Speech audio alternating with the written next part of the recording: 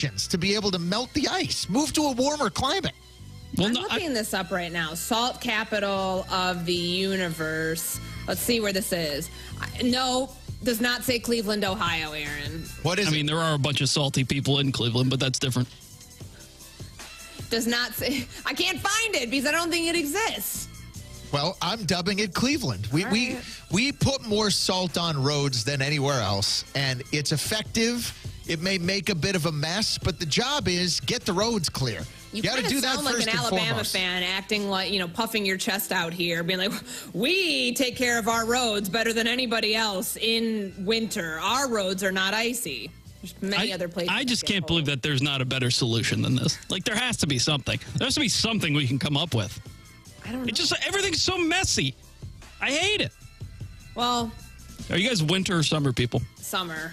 And I grew up in the Midwest. Like, it's been too cold here. So, but I do get it. I get what you're saying. My boots right now are salt stained and you can't get that off. Like, that's just the nature of winter. But that's what boots are for. Pat, I'm with you. I'm a total winter person. I would rather be 10 degrees than 100 degrees all day. Well, I hope long. that you guys go sit at a college football playoff game at one of these campuses where it was sub-zero temperatures and freeze the way that I did on Friday. All right, straight ahead. The Commanders beat the Eagles, a team that lost Jalen Hurts. Is there cause for concern for a team that is seeing the number 1 seed slip out of reach? It's on Sportsmanlike, ESPN Radio, and ESPNU.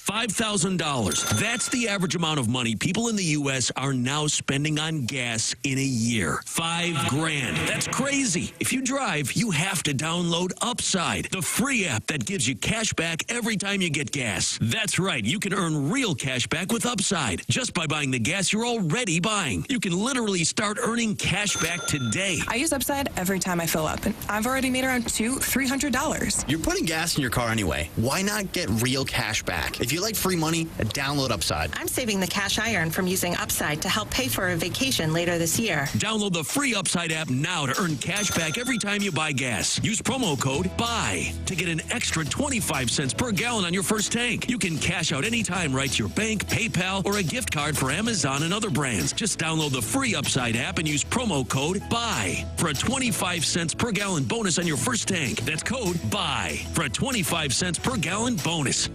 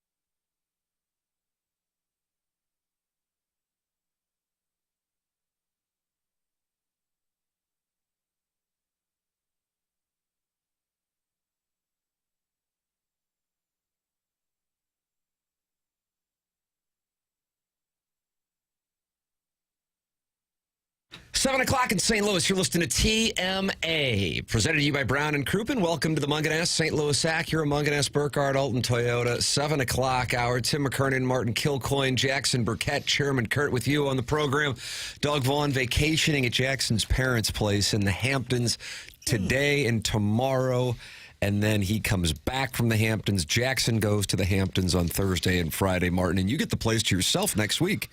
Kind of hard to get a direct flight to the Hamptons. Jackson flies in a Teterboro. You gotta drive, turn around, come back. Yeah, looking forward to next week. Well, I'm looking forward to this week as well, but next week is... You caught yourself looking forward to, and you thought, no, I'm looking forward to my vacation. If management's listening, of course, can't wait to bring some heat on this holiday week, and then next week shut her down. That's right. So the Hamptons is now Jackson's parents' place. That's correct. Up there in Nassau County? Yeah, Southampton. It's nice. It's not like the nicest spot, but it's pretty solid. Carport? I mean, carport. Quite a lot of carports on the Hamptons. Yeah. Could you imagine this massive estate? And it's like, well, it's nice, but we only have a carport. Hey, then Bill O'Reilly's got a carport out here. Right over there. You're welcome to call into the program. I mean, I don't know how many people are actually working today. I don't know. This week? I'm happy to be doing it. As crazy as it might sound. We're doing the show tomorrow on Christmas Eve for all four of us, right, Chairman? Are you in? All four of us. Spreading good cheer. We are spreading good cheer. The station is off on Christmas, and then Jackson and I are off on the 26th and 27th. Chairman Kurt, you're going to be running the board. Is that right? School was in session this morning. I saw some stuff last some week. of school. How do you feel about this? Cautiously optimistic. Martin, how's that make you feel as the person who will be running point on Thursday? Not good. No, in all honesty, I think I make it more difficult in my head than it will be. I romanticize things. I make things worse than they... Well, that isn't romanticizing. In other walks That's like of life. when you call Craig Rutledge insatiable and you mean incomparable. You want to make love to the board? If it gets me through those two shows, I will definitely do that. But I think it's going to be fine. I'm going to start up KG's drop auditor. I'm going to just... KG's drop auditor, Jackson's drop auditor, oftentimes active in the YouTube chat. Today, Jake Reynolds is in there, and he shares this. Morning, boys.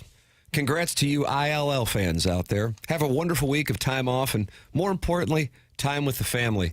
Take care of yourselves so you can take care of others. I love you all. How about that, Martin? That's the good tidings I was looking for. I think it's important that we're here. Not everybody is upbeat this time of year. It can be a little sad for some, so we're here to provide a little light in your life this week. Oh, my gosh. Yeah, and Doug will be with me Thursday, Friday. Jeff Abelin's coming by Friday. He always brings good cheer. He does. I say this with all... It's a total compliment. It's out of all respect. I said it about Rich Gould. I think it about Jeff Ablin. I think they both would have been great game show hosts. That's a nice play. Just their personality. I have to tell you, that's a wonderful play. And sort of their approach to like broadcasting. It fits. Like Ablin would have been a great game show host. Same with Rich Gould. You're a gentleman who enjoys a dry rub once in a while? How about that? Yeah. Easy on the sauce. I'll take some dry rub. They're both going to have the same Richard Dawson vibe. He kind of looks like Ablin, kind of looks like Ryan Seacrest in a way. You know, he kind of has the haircut, the kind of clean cut. Well, he's always dressed to the nines. He is a sharp dressed man. He would have been the Seacrest. Rich would have been more of the Richard Dawson, like, who wants to come kiss me?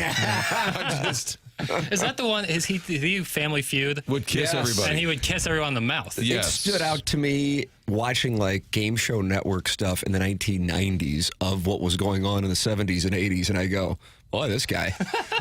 I've seen some of that video. I recognize this growing up on the South Side, where you can tell a gentleman had enjoyed himself a matinee cocktail. So you could pick that up, much less the aggressive greetings to all of the women. Yeah. And that was in the 1990s. Again, I'm watching from the 1970s. If you were to see it in 2024, you go, what in the hell was going on? I don't even know if they replay it anymore for fear of litigation. No, I see it, and it seems like an SNL sketch of like 80s game shows. Like you'd have to imagine his breath just smelled like cigarettes and single malts. Unless I missed it, I don't remember people complaining about it. No, because it was standard operating procedure. Yeah, but when you saw it 20 years later, you go, wow, this is really something else. And if you were to see it now, you'd go, what the hell is going on? I'm sure there's YouTube Like a montage of him just montage, making exactly out with right. Him moms. just making out, So- stumbling around the stage, making out with moms. That's the title of the 7 o'clock hour segment. Yeah, just casual mouth kissing probably needs a revival. Is there a survivors group for people that were on Family Feud? In the late 70s, early 80s. And I was saying to you, Martin, before the program, I said I was thinking about texting that Chuckles Marlowe since he's got to be in celebratory mode to come on the program today since his Buckeyes vanquished the Volunteers. Joey Vitale from the big cocktail party on Saturday night. I just got to do nothing but pay, would you say homage or homage? I'm an homage guy. You're homage, is that right? Yeah. Pay homage to Joey's hosting. Oh, here we go. And the caliber of the cocktail party. And I think maybe we relive it for at least 2 hours of today's program, because my understanding is Mike Caruso was sending texts unhappy that he wasn't invited, and therefore I feel like I need Get in line. I need to capitalize on that. So on today's program, Jackson has it listed on the dossier, Martin, as Big Show today. I'd say. What's on the big show today? Well, breaking I down. see a lot of recap for the big show. It is. It's after on a Monday, after such a epic. What's the word I'm looking for? Yeah, here? what do you got? Potent sports weekend. Potent. I don't think I mind that. Stocked. It was kind of stocked. He had a lot to do, a lot going on over the weekend. There's a lot to talk about. Plenty of takes are flying out there. We can kind of try to contextualize some of the takes and give our own perspective on it. So there's a lot, including, and also on the heels of major day yesterday for the University of Missouri, we have Gabe DeArmond on at 9 o'clock. Not only with the bragging rights game, but talking about Bo Prabula. Well, you talk about Bo Prabula and the job. I'd really be curious, and I ask this with the greatest amount of sincerity, and I'll go around the dais and I'll ask the people to text into the Air Comfort Service text line, 314-399-9646, and call in to Chairman Kurt. I'll put you on the air. In particular, this week when I know many people are off and you might just be sitting around like Richard Dawson and having a matinee scotch. 314-974-0101, Callier and Thompson phone lines. What do you think? And Martin, did you anchor last night? I did. Yeah, okay. I was on the Fox 2 dais last night. So you probably, I would imagine, bragging rights was the lead? Bragging rights was the lead, yeah. But I'd be curious this morning what people, not necessarily what you are, what maybe you can answer a two-part question, what you're most interested in talking about, and then what you think in the St. Louis metropolitan area people are most interested in talking about. I truly, I'm curious. Martin, I'll start with you. You're the most tenured member of said dais. So the most talkable topic for anybody listening, anybody talking sports today. Well, so what are you most interested in, and what do you think the audience? Because there is a lot this weekend, but it depends on what you're. Like if I were anchoring a sportscast last night, no question, it's bragging rights. But doing what we do today, I don't know. I'm not saying that it's not. I was thinking through this last night. I think what's gotten the most chatter out there is still the college football playoff, just because you had the opening weekend, first time we had home playoff games. For me, bragging rights, you've got Mizzou fans out there, but I think it kind of comes and goes. The one thing about it, I felt like Mizzou might be a tournament team, and I didn't think that for sure, even though they beat Kansas. So I kind of felt like Mizzou basketball, even in losing, made a statement. But I think college football playoff is still probably the number one topic. Now, do you include Bo Prabula? Bo Prabula. How do I have to say it? Yeah, so Jackson, is that part of that college football conversation? I guess it is. But so when Jackson says big weekend for Mizzou, I bet most people are probably thinking, oh, they lost to Illinois, because most people aren't monitoring Missouri football recruiting like we are. Sure. Sure. So for and that's why I reason through this stuff, having done it both television and radio, where you think about I love Missouri football, but I recognize that the vast majority of people in the audience aren't monitoring who Missouri's quarterback is. And then I say the name Bo Prabula, and I would imagine better than 70% of the people have no idea who he is. Hardcore Missouri fans jumping up and down about it. See what I'm saying? Right. So there's all these. You could present the lead, and I can present a counterpoint if I wanted to. Yeah, I told producer Roman last night, we're going to need some video of Bo Prabula. He said, "Who's that?" And I said, he goes, "Is there video out there?" And I said, "Well, he ran the ball a little bit, so we found some footage." So at 9 and 10, We did have video, both shows. I felt it was worth doing. Against Wisconsin, I would gather, because that's when Drew Aller got honestly, hurt. I don't know what the footage was. That was when and to his credit, he was the Penn State backup, and Aller got hurt, and he came in and helped them stave off the Badgers. I think that's the proper use of stave. Chairman Kurt, what would you go with? Your individual lead, and then if you're in Martin and Jackson in my spot, what are you going with? Probably college football playoff for both. For both, okay. Yeah. Jackson, what's yours?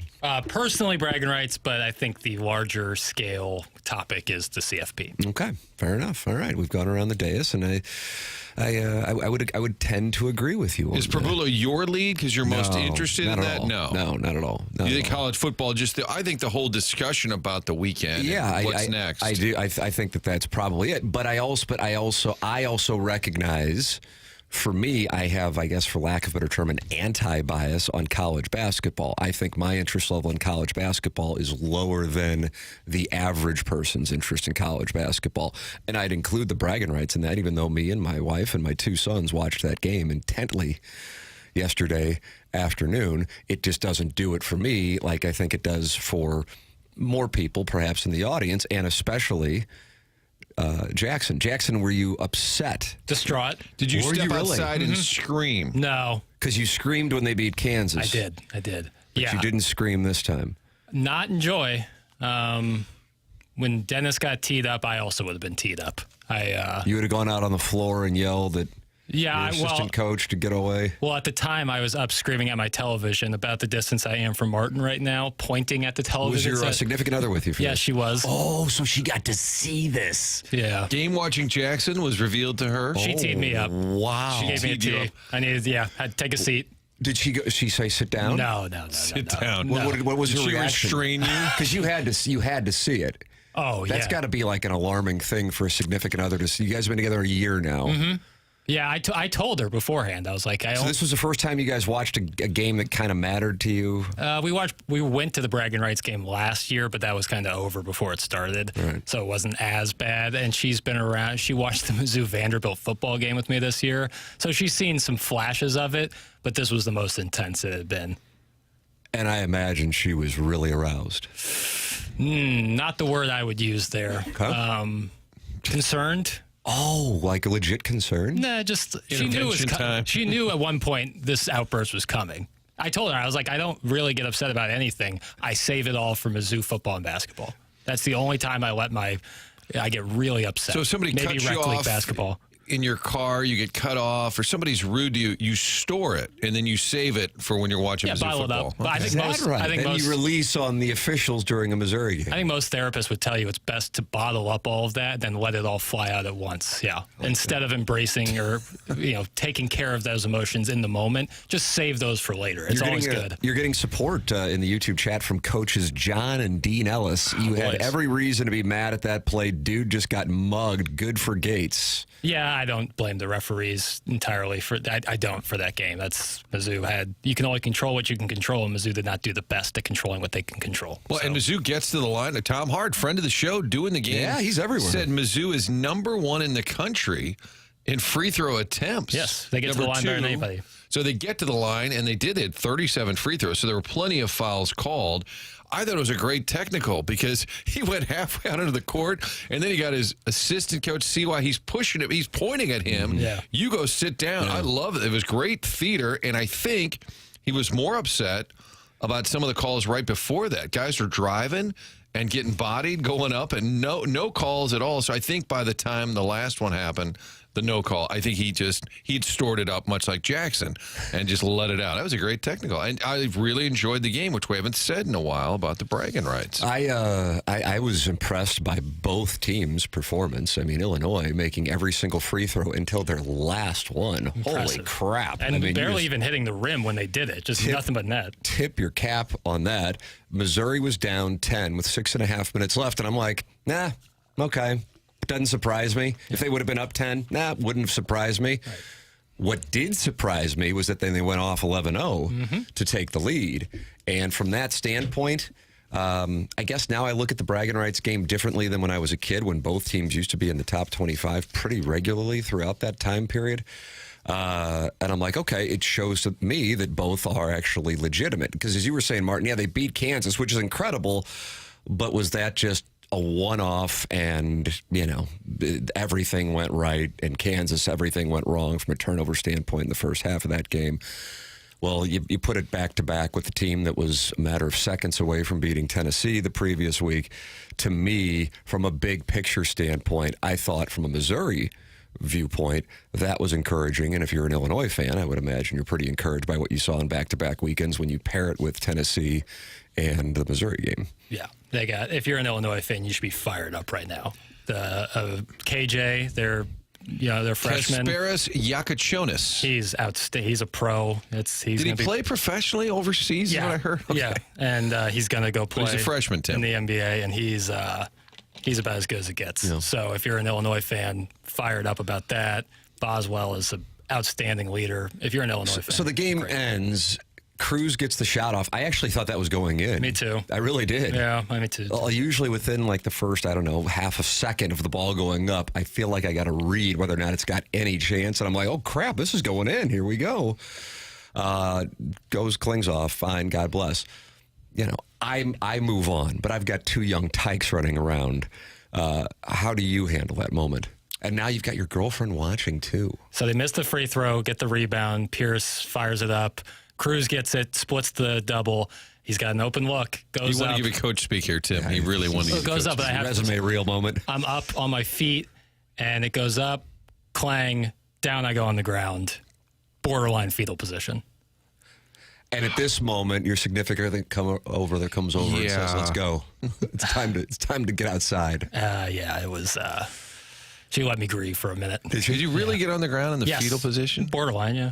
Wow. I have to say, though, I envy that Jackson can care that much. Now, I'm like that with Missouri football. Mm-hmm. But as far as sports go in general, maybe the United States in the World Cup, actually. Sure. Other than that, at this point in my life, do you have this? You can't have this. I don't know if you have that. Maybe you've never had it. But like Marquette basketball, maybe? Marquette basketball, but never quite fetal position. Yeah. I wouldn't say I wasn't sucking my thumb, but I was down. I was down on the ground just like what if just a regular season college basketball game can't do that for me? But I'm not saying it. I can't believe it does it for you. I'm envious that it can, because when I started at Channel 4, Martin, Doug and Savard were like, this guy's upset about the Cardinals losing a Sunday game in Houston in April. This is a little weird. And that's just not where I am right now. But Jackson, you are there with Missouri basketball. Yeah, I think because of the nature of college basketball and the playoffs, the March Madness, which is a ridiculous way to pick a champion. However, it's awesome and I love it. But you have to kind of make your own mini championships throughout the season to get into it. Kansas is absolutely one of them, and Illinois is one of the biggest ones. And so it's kind of even though it's just one regular season game, it means a little bit more to me. What I care the most about, and honestly, is my 8th grade basketball team. How's that club? Not real good. And associate head coach Kilcoyne was in charge yesterday because the main coach, Mark, was out. So I was running This was it. I had to run the squad. I have my little grease board, except we're down 2 players. So now the squad of 8 only had 6. Yeah. Our opponent last year just absolutely dusted us. So now in the pregame warm-up, they've got 12 kids. I've got 6. Okay, so we're a little lean on the bench. We're not the best conditioned team. I know we're going to be struggling.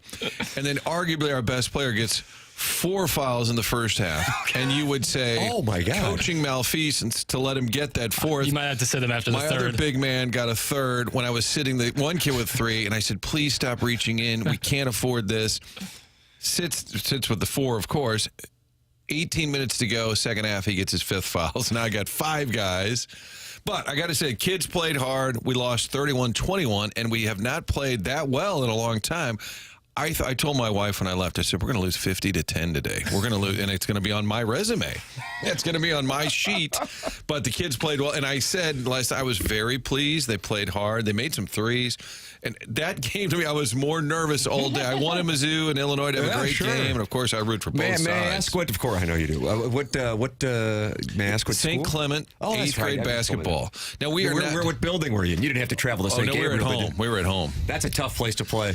It's a tough place. Officiating, a little sketchy, but I always... the home court? They let them play, which is great. I don't mind that. But then they'll call kind of the ticky-tack, and I just hate that. I kind of want to... No, I'm not calling out the officiating. God bless. Jackson does that when he's a rec league.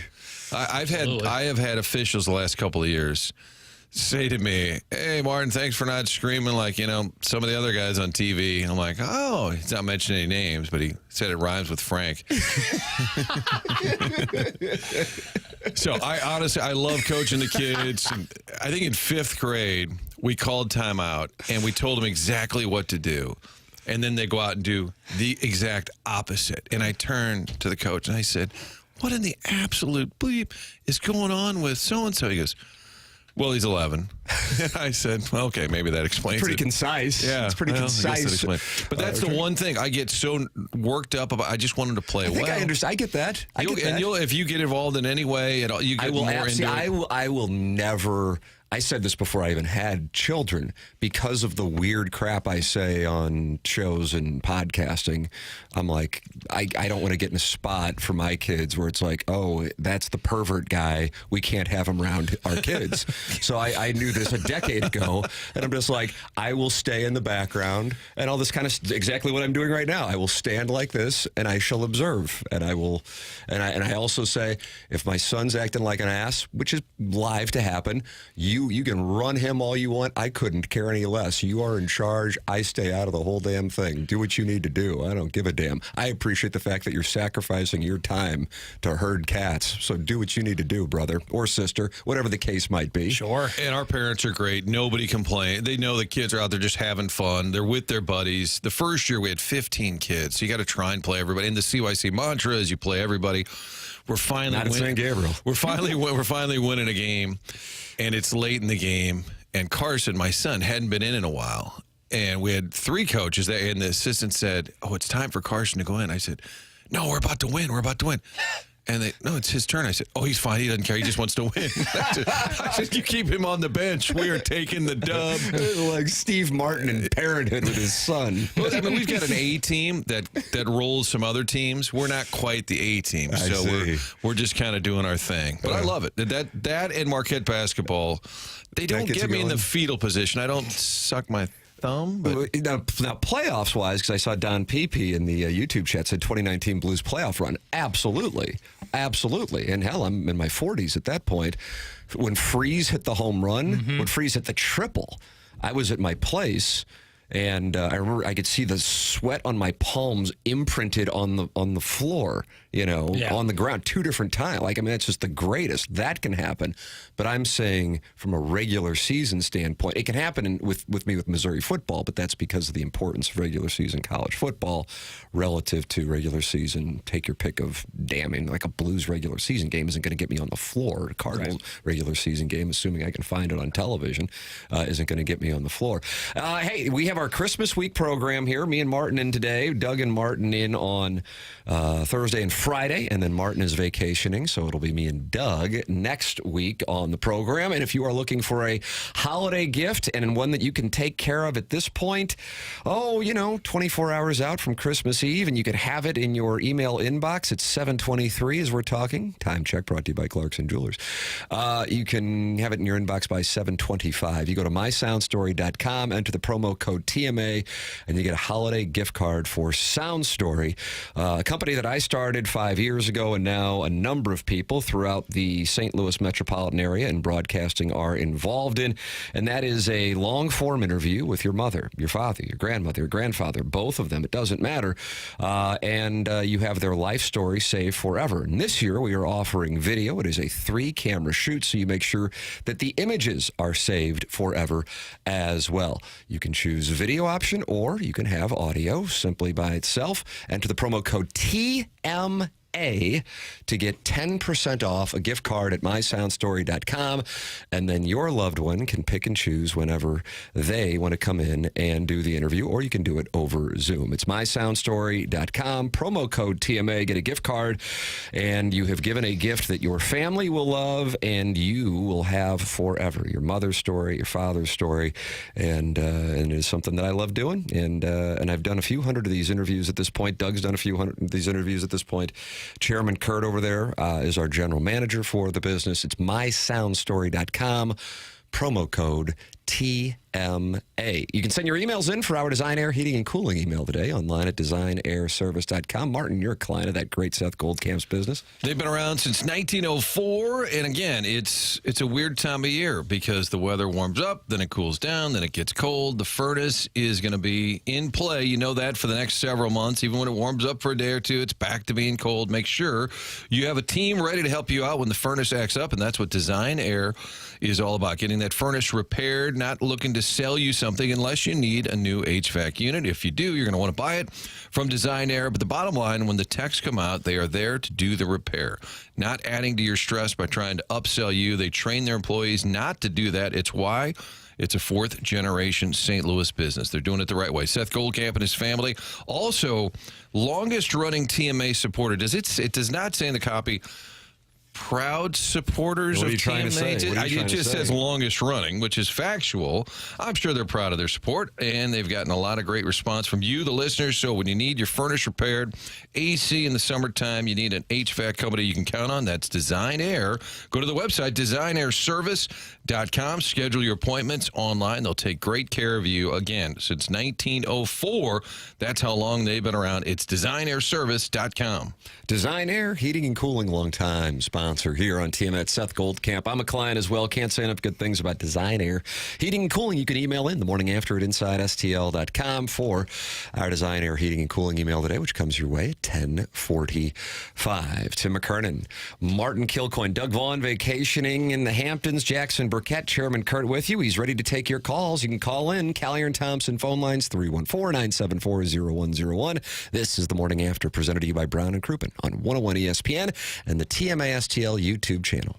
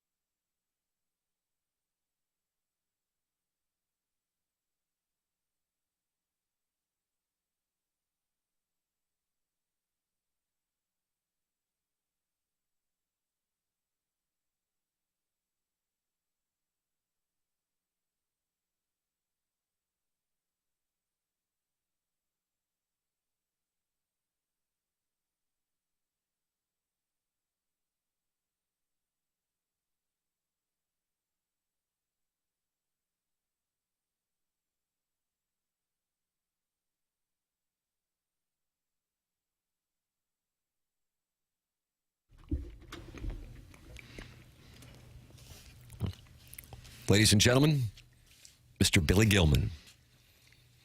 What's Billy Gilman doing this holiday season, Jackson? Well, that's a good question. Do you think he's still getting royalties off this song? I have to think. So. I texted Charles Marlowe during the commercial break, Martin. I think it'd be good to have him on since you know he's a Buckeye guy.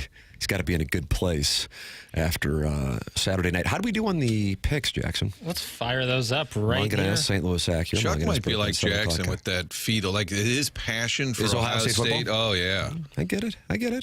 Bradley, baseball, close second.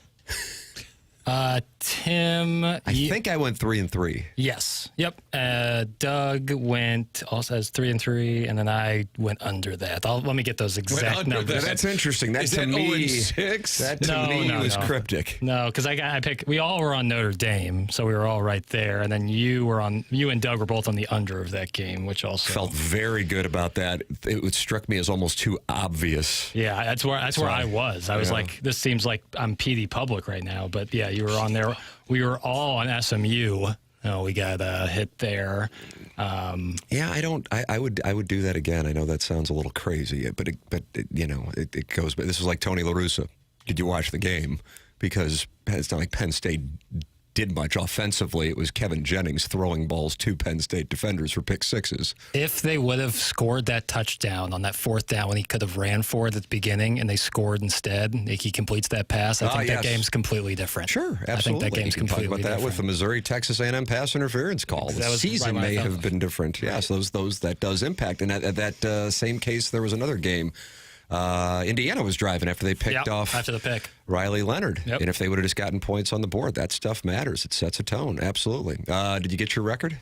It was at under 3-3. Couple of choices. That's right. You were either 0 three for different 6, choices. 1 for 5, 1 and 5, or 2 and 4. Tim went 4 and 2. Oh, I did. Yeah. Wow. Doug went 5 and 1. Jackson in math is a real challenge. Well, I'm doing it in my head. I know. I love you, and your vernacular is outstanding. Your math skills, as we noted, you were always been a year behind. 2 and 4 for me. And I also said Tennessee would win the national championship. So that's all right. Eggs on my face. That's all right. That was that Ohio State one was the wide delta. I think I took Ohio State. Yes. But I'm not going to mock anybody for taking Tennessee. And my reasoning, I wasn't necessarily like, man, I think Tennessee's great. I think with Tennessee, it's like, is Ohio State mentally dead, or is Ohio State going to rise from the ashes of the Michigan game, utilize what might be the most talented roster in the country? Also, again, this is getting into the weeds on college football, but that's where I live on this sport in particular.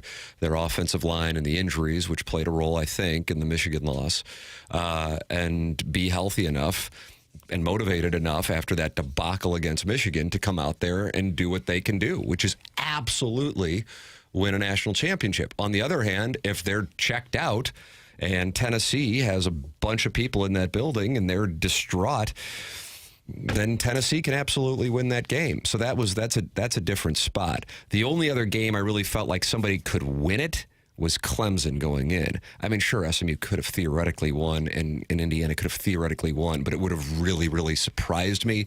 Tennessee winning wouldn't have surprised me. Right. So I don't mock Tennessee. I mean, Tennessee winning the national championship even. I mean, hey, why not? Right. Is home field bigger in college football than almost any other sport? I think college basketball. I think it has the most impact of the 6 major sports. And by that, I'm talking NBA, NHL, Major League Baseball, NFL, college football, and college basketball. Yeah, baseball. If your team has to win a Game 7 on the road in the playoffs in baseball, sure. Yeah. Hockey, we saw with the Blue. Like, I don't feel like, oh my God. Some people in hockey, I mean, we talked about it in the 2019 run. Like, when you go on the road, you're kind of playing with free money. You kind of like, that's how the Blues felt going back to Boston. Right. I know that, which surprised me. But Maroon came on and said, we were flying to Boston. We're like, holy crap, we know we're going to win because those guys are going to have to deal with what we dealt with for Game 6, which was everybody thinks you're going to win, everybody wants tickets, and you get a bunch of distractions, and we could just fly up to Boston and play hockey, and those guys are now going to deal with the crap we dealt with in St. Louis. Yeah. So in their minds, that's the deal. But I think in college basketball, it has the most impact. Agreed. I think because of the bang-bang nature of the referees' calls. Bang-bang nature, Martin. It happened so fast. But college football-wise, yeah, I think in this situation, like the college football playoff, I do think so, especially for teams like SMU going up to play in a freezing cold Penn State, Tennessee a little less so because that's not super south. But I think that makes a big difference. Super south. Like, that does make as big a difference. But I'll tell you what, Notre Dame, the defensive line play from Notre Dame was about as good. Like that, if you're going to make a case for them to win the national championship, it would be based on their defensive line. They were moving Indiana around like it was no one's business on both sides of the ball, but mainly the D-line. But overall, wouldn't you say it was a letdown? 100%. I'm telling you, not really having a dog in the fight. I mean, again, if they wouldn't have been playing each other, my 2 teams this weekend would have been Notre Dame and Indiana. My 2 teams in the playoff would have been Notre Dame and Indiana. Otherwise, I don't have an emotional investment, but I've got some family ties to both. So, I was kind of like, all right, whoever wins that game is probably who I'll be playing for. I don't get into this SEC Big Ten thing one way or the other. But I know some people do, and that's fine, and God bless, to each their own. But I was so watching that as they were taking the field and watching College Game Day. Yeah. where now I love it that they just use profanity, and it's wonderful. I love that somehow has just been like normalized, especially since it's Nick Saban doing it and then Cignetti does it. It's a free-for-all now. They don't go with the F word, but the S word is now just like regular appearance on College Game Day. Like, this is the best. This is the greatest. And I'm like, I hope that the game delivers. And then it's like, it's an absolute disaster. My guess, if I can give a prediction on Take Smith opportunities, I personally didn't watch a second of the Chiefs and Texans, and I think one of the games was so bad, I flipped over to the Steelers and Ravens. I was barely aware that it was going on. My guess is those will do better in the ratings, and then it'll be, the NFL's king. And I'll be like, yeah, but the games they were up against were absolute garbage. Clemson, Texas was a legitimate game. Clemson, Texas, to Clemson's credit. But yes, Martin, super disappointing. I mean, there's no way to spin it otherwise. Clemson was the one that had a chance, but the other three, absolute disappointments. I like the Saban audio, too, because he does swear, but I don't think he was trying to, I'm going to be risque and put it out. I think it was legitimately... He talks how he talks. Yeah, just talking and saying, this is ridiculous. And I think, Jackie, we have the cut of him, and it's talking about all the critics that live out there in social media. For me, I always wanted to get every player in the organization to reach their full potential. So it wasn't so much about the outcome, it was what you had to do to make everybody better. But a big part of that was insulating the players from external factors, criticism, internet. I used to tell the players all the time, why do you care about what some guy puts on the internet who's a fat guy in his underwear living in his mother's basement? Jeez. Why do you care? Why does that mean anything to you? Why does that affect you in any way, shape, or form? Nice. Who is he? Why would I didn't see that in the conversation? I saw it. Yeah, the context of it. Yeah, it started with the Ryan Day. Was it not about Ohio State? Okay. No? I thought they were talking about all the heat that's... I'm not sure about that. Yeah, it was Saturday morning, though, was it not? That's when he did that. I thought that was Friday night. I thought it was Friday in South Bend. Yeah, but I thought it was a Ryan Day discussion. I could be wrong, which led to the Kirk Herbstreit thing, too, where he got into the lunatic fringe. But I think Saban, and I'm glad he tells the kids that, but it's hard to tell somebody 18 or 19, don't pay attention to social media or don't give it weight. That's why I always say about Jackson, Martin, he's dangerous because at 26, he truly is, I don't want to say you're past it, but you're way more close to what I call Doug Vaughn nirvana than most 26-year-olds who have this kind of, fake profession. If someone says something to you behind a burner of any sort, that is not real. That is nonsense. That is just pixie dust. That is nothing. Pixie dust. You might have another segment option name. If you don't have the courage to put your real name behind it, then you really don't mean it. D. Kleckner's in the YouTube chat and says he took a real shot at the majority of the TMA listeners there. That's from D. Kleckner. I think that speaks to a sports entertainment in general. Is like people. If you put yourself out there, whether you're playing for a team or you're making a music video, people are gonna music video. Well, there's people gonna be out there who are. I'm just saying, like if you put yourself Whatever out you there do creatively I was surprised that was the direction you took. That's fine. I understand. It was another wonderful example. Like you put it out there, and people are always going to rip, and it's always the people who aren't doing anything who are going to rip you. The people who are doing something either aren't watching or they aren't commenting or they applaud you for trying. So people, you got to just leave that to the sillies.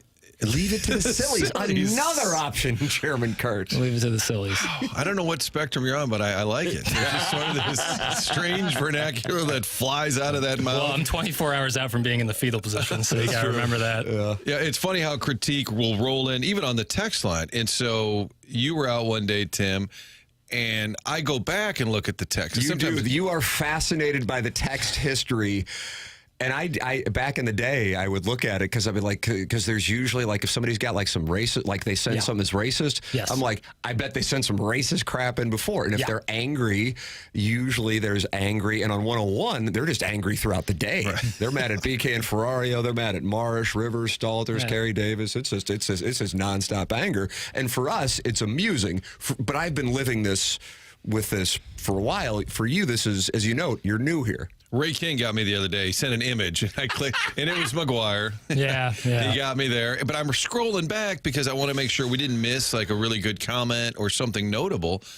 And all I saw was the first few lines that said, "What a crap show." And I thought, God, I wonder what they didn't like. So then I click on it. Now, I wasn't wounded, but I was curious. But it was about the Cardinals front office.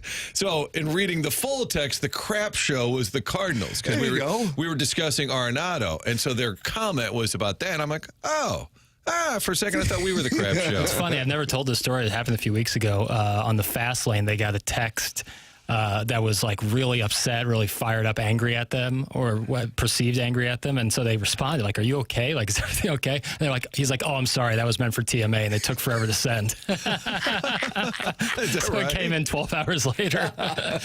Do they get a lot of anger? It was almost the Frank opinion. Why is this sitting out here on the countertop? You are welcome to get involved on the program. 314-3999-646, Air Comfort Service tax line. You can send in your hatred during the holidays. 314-3999-646. And then you got the YouTube chat, youtube.com/TMASTL. Chairman Kurt will take your calls on the Collier and Thompson phone lines, 314-374-974-0101. IRC, the Illinois Recovery Center, is a loyal TMA sponsor, and they are doing wonderful work for people in the St. Louis metropolitan area. It is a passion project that has helped so many people in the St. Louis metropolitan area transform their story at Illinois Recovery Center. Illinois Recovery Center, the team believes in the strength of every individual's journey to recovery. Whether you're taking the first step or you're continuing your path, the IRC's dedicated team is here to support you.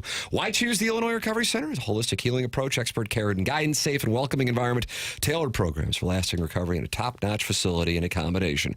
Whether you have made the life-saving choice to seek help on your own, or you want to be prepared for the other end of an addiction intervention with a loved one, the chance to learn about addiction recovery is available to you at the Illinois Recovery Center in Swansea. If you or someone you know wants more information about the Illinois Recovery Center, please call 888-472-9559 or visit IllinoisRecoveryCenter.com. Tim McKernan, Martin Kilcoyne, Jackson Burkett, Chairman Kurt with you, Doug Vaughn on vacation. This is TMA, presented to you by Brown and Crouppen on 101 ESPN and the TMA STL YouTube channel.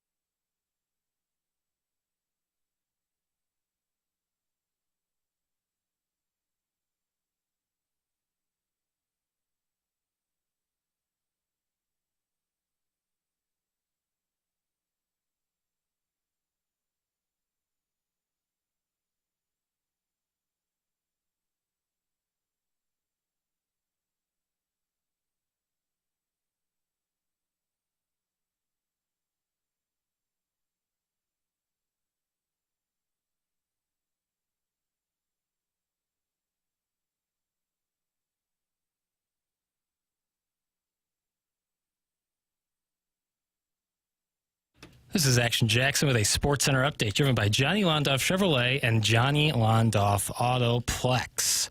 Blues lose on Friday in overtime to the Florida Panthers. Back in action today. It's just in. Taking on the Red Wings tonight. Pre-game at 5 p.m., puck drop at 6 p.m. That was another Sports Center update driven by Johnny Londoff Chevrolet and Johnny Londoff Autoplex. And at Londoff.com. Chevy, together we drive. Are you kidding me?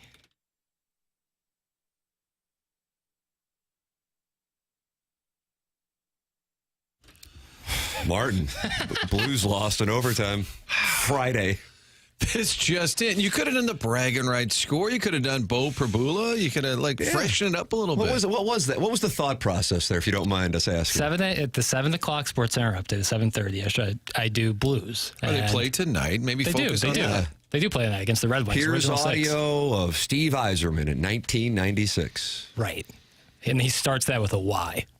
He starts at Yzerman. Well, that's true. That's true. Which is, I can trip people up. Or you go with kind of advancing it. Blues are in Detroit tonight. Final game before the Christmas break. Blues have in a stretcher where they played 11 out of 15 on the road. I didn't realize it was that dramatic. Stuff. I don't know. Well, you can look it up. Oh, yeah. They've lost 5 of their last 6. Pre-game at 5. We'll preview it with Chris Gerber at 8:15. That's been a Sports Center update. Boom. Done. But that's not my brand. What is your brand? Do 3 days old scores. Hoops. Old updates and hoops. Old updates. Yeah, old updates and hoops. That's my brand. So it might be Martin's might be better, but it's not authentic. I want you to do some really old Martin, updates. you have an inauthentic brand. No, it's authentic for Martin. It'd be inauthentic for me. I would love Jackson to come on here and say, and the Dodgers have won the World Series. It's just unfrozen caveman. It's taken me a couple months to develop a take. Martin, Swinghaven board member, is trying to help produce the program when Jackson and I are out on Thursday and Friday for you. Boys, with Tim being out later this week, it could be a great opportunity for the listeners to send in pictures of their wives for Doug and Martin to discuss. That's from the Swinghaven board member. I don't know if that's something that you're interested in, Well, it might be a little slow. Thursday, Friday. We're open. Doug, what present would you like to give to the sports fans of St. Louis? Oh, that's always a good topic. Oh, how about a Christmas wish list before Christmas? You do a wish list of things you want. Like resolution? Yeah. I tried to get our buddy Ben Frederickson leaving the Post-Dispatch. I tried to get him to do some TV. He said, I don't really want a big farewell. And I said, okay, I respect that. I texted him on Friday morning. You had told me that was coming, and I had forgotten about it until I read his story on Friday. And I'm like, man, I'm so happy for you because I can theorize what the situation's like, for lack of a better term. And especially, I didn't realize he was only 34. And I say that complimentary because that means he got to the market at like 23. And I think the last person to do that is me. Right. And I'm a once-in-a-generation talent. Right. We've seen where that path has taken you. Exactly. Greatness, excellence in broadcasting. Thank you. Exactly right. Yeah. And so I'm like, oh, my God, good for him because he can change his and not have to be on the road and working nights and so good for him. Yes, I agree. He didn't want to do a 2 Fox Sports Final farewell. Ben Federickson. Yeah, I said, why don't we do leaving the Post-Dispatch? Yeah, he said, no, I'd just assume Sunday be and good for him. A Mizzou grad. His final column was about Mizzou bragging rights basketball. So kudos to him. But yeah, it'll be a little quieter on Thursday, Friday. So we will do our Christmas wish list. Pictures of your wives are welcome, of course. Friends of the show will probably just want to be a part of it. I think this is a big shutdown week. I know Chuck Marlowe says it started on Thanksgiving. This has got to be a week where a lot of folks are just shutting Christmas on a Wednesday. I think a lot of people are taking off these 2 days and Thursday and Friday. Or you pretend to work Monday, Tuesday, and then say, I'll be off Thursday, Friday. Instead of putting in for vacation, you show up at the office, maybe shuffle some papers a little bit. You're wearing like a nice red sweater. Hey, how's everybody doing? Hey, great day in the office. And then you just kind of slide out at about 12:30. What I've discovered is using vacation for this week, if you think through it, and I've done both, Jackson, so this is me giving you counsel, that it might be a waste of the use of vacation when you don't have children or the ability to travel somewhere, for example, because it's kind of a laid back, not kind of, it is a laid back week. And so then why burn, 32 hours of vacation since Christmas is a holiday? Yeah. Now, if you can travel or if you do have, a situation where you can do something. So I'm kind of like, I'll take Thursday and Friday off. but I'll come in and work. And, we have a show on Christmas Eve, whatever. We'll come in and we'll BS. Yeah. But it'll be a loose program. Yeah, I like that. And I think that's my brand is loose programming. Because otherwise, this is a finely tuned machine. I'd like to see the loose version of this show as opposed to what we do every other day. It went on down the hallway in a closet next to a pisser. Yeah. And it was on HD, too. Yeah. Well, drive in tomorrow and sit right there, and you'll see what a loose program looks like. Yeah. Looking forward to that. There are a million topics that you could chew on. It's unbelievable. I mean, even Paul Goldschmidt of the Yankees is intriguing to me because... See, I think that's one that might be that more people are actually interested in. You can always default on the Cardinal topic. But isn't it more intriguing because it may block Arenado from going there? Maybe not, but the idea that he was going to maybe play first... Yeah. Now the Yankees just added a first baseman, so Arenado's options may have just been. Now they could still play him at third, whatever. Sure. But I think it's intriguing that Arenado may have been thinking, "Hey, I'll go to the Yankees. I'll play first." See, I think there's a chance that they both wind up there. Well, then it's still true. You're right. But if the Yankees had an idea of playing Arenado at first, that's now off the table. Yeah. And if Goldschmidt blocked Arenado in a weird way, I just think the Arenado offseason is so strange for a 10-time Gold Glove winner just sitting there. I don't really want to go to Houston. I'll just kind of hold out a little longer. Maybe I'll go to the Yankees. Well, Goldschmidt goes to the Yankees. And I like that move for Goldschmidt and the Yankees. And it's funny because $12.5 million, no big deal. Just throw $12.5 million at them, see if it works. I think if Bregman goes and then Arenado's still sitting around like a week later, then I'll go, okay, this is going to get really. But Bregman in Sports Illustrated, they have him possibly going to the Mets. The Mets are going to have Soto and Bregman. Jesus. Yeah. I hope that's people's reaction to this. Yeah, it should be. This is just ridiculous, and the way that they've tried to mitigate how ridiculous this is and not pay attention to what is the obvious issue is that stupid-ass postseason that they turn into the NCAA tournament where, quote, anything can happen because they have an economic catastrophe going on in the game of baseball. And so, but anything can happen in the postseason. Any chance that any of these teams can win 97 games? No, absolutely not. But the Mets, Dodgers, the Yankees, they certainly can. But then when they get in the postseason tournament, anything can happen.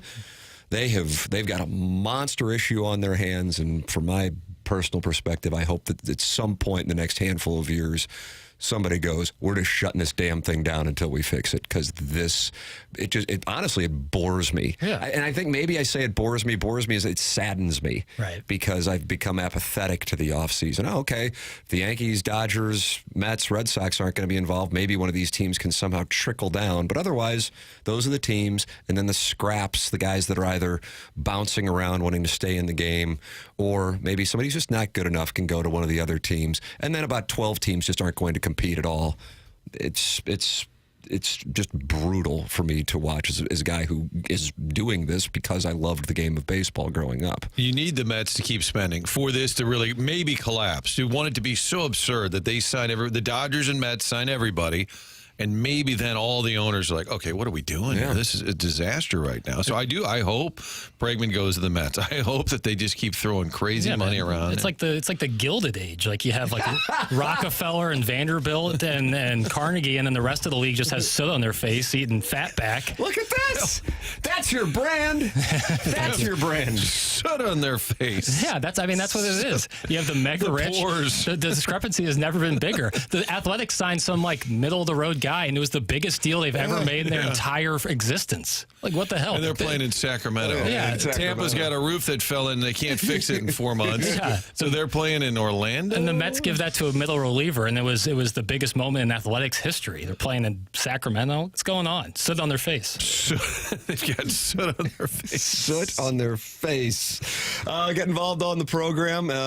Chairman Kurt is manning the phone lines, 314-974-0101. Good to see the YouTube chat. I didn't know how many people would be hanging out today if people were not working, but you can hang out at home or at work, youtube.com/TMASTL, and participate in the conversation. And you can always listen via the TMA STL app, which is presented to you by Schaefer Door Company and Jason Gosrow. That's Schaefer Door Company. This is the time of year. I bet a number of people in the audience have experienced this or will experience it over the next few days. When it's cold out, that's when garage door springs break, and that's what Schaefer Door Company fixes for you. I remember it happening to me, man, I don't know, 7, 8 years ago. And I walk in, I said to my wife, I go, I don't know who I'm supposed to call. Well, now you know. Here it is. It's Schaefer Door Company. It's SchaeferDoor.com. SCHAEFER door.com. Call or text 636-782-3608. That's going to get the quickest response time. If this happened over the weekend to you, good news. They have Monday morning standby service for those doors that break over the weekend, so they can get out there this early today. It's Schaefer Door Company, which also services commercial doors as well. So if you run a business or warehouse with big, tall doors, Schaefer is experiencing these types of jobs. Go to SchaeferDoor.com or call or text 636-782-3608. Schaefer Door, a Clopay Master Authorized dealer. For those of you interested in what the Colonel has to say about Bo Prabula, he's going to be with us at 9 o'clock. Blues fans, Chris Kerber with the traditional TMA 8:15 Blues hit. That is all coming up on the program, in addition to the Design, Air, Heating, and Cooling email of the day. This is TMA, presented to you by Brown and Crouppen on 101 ESPN.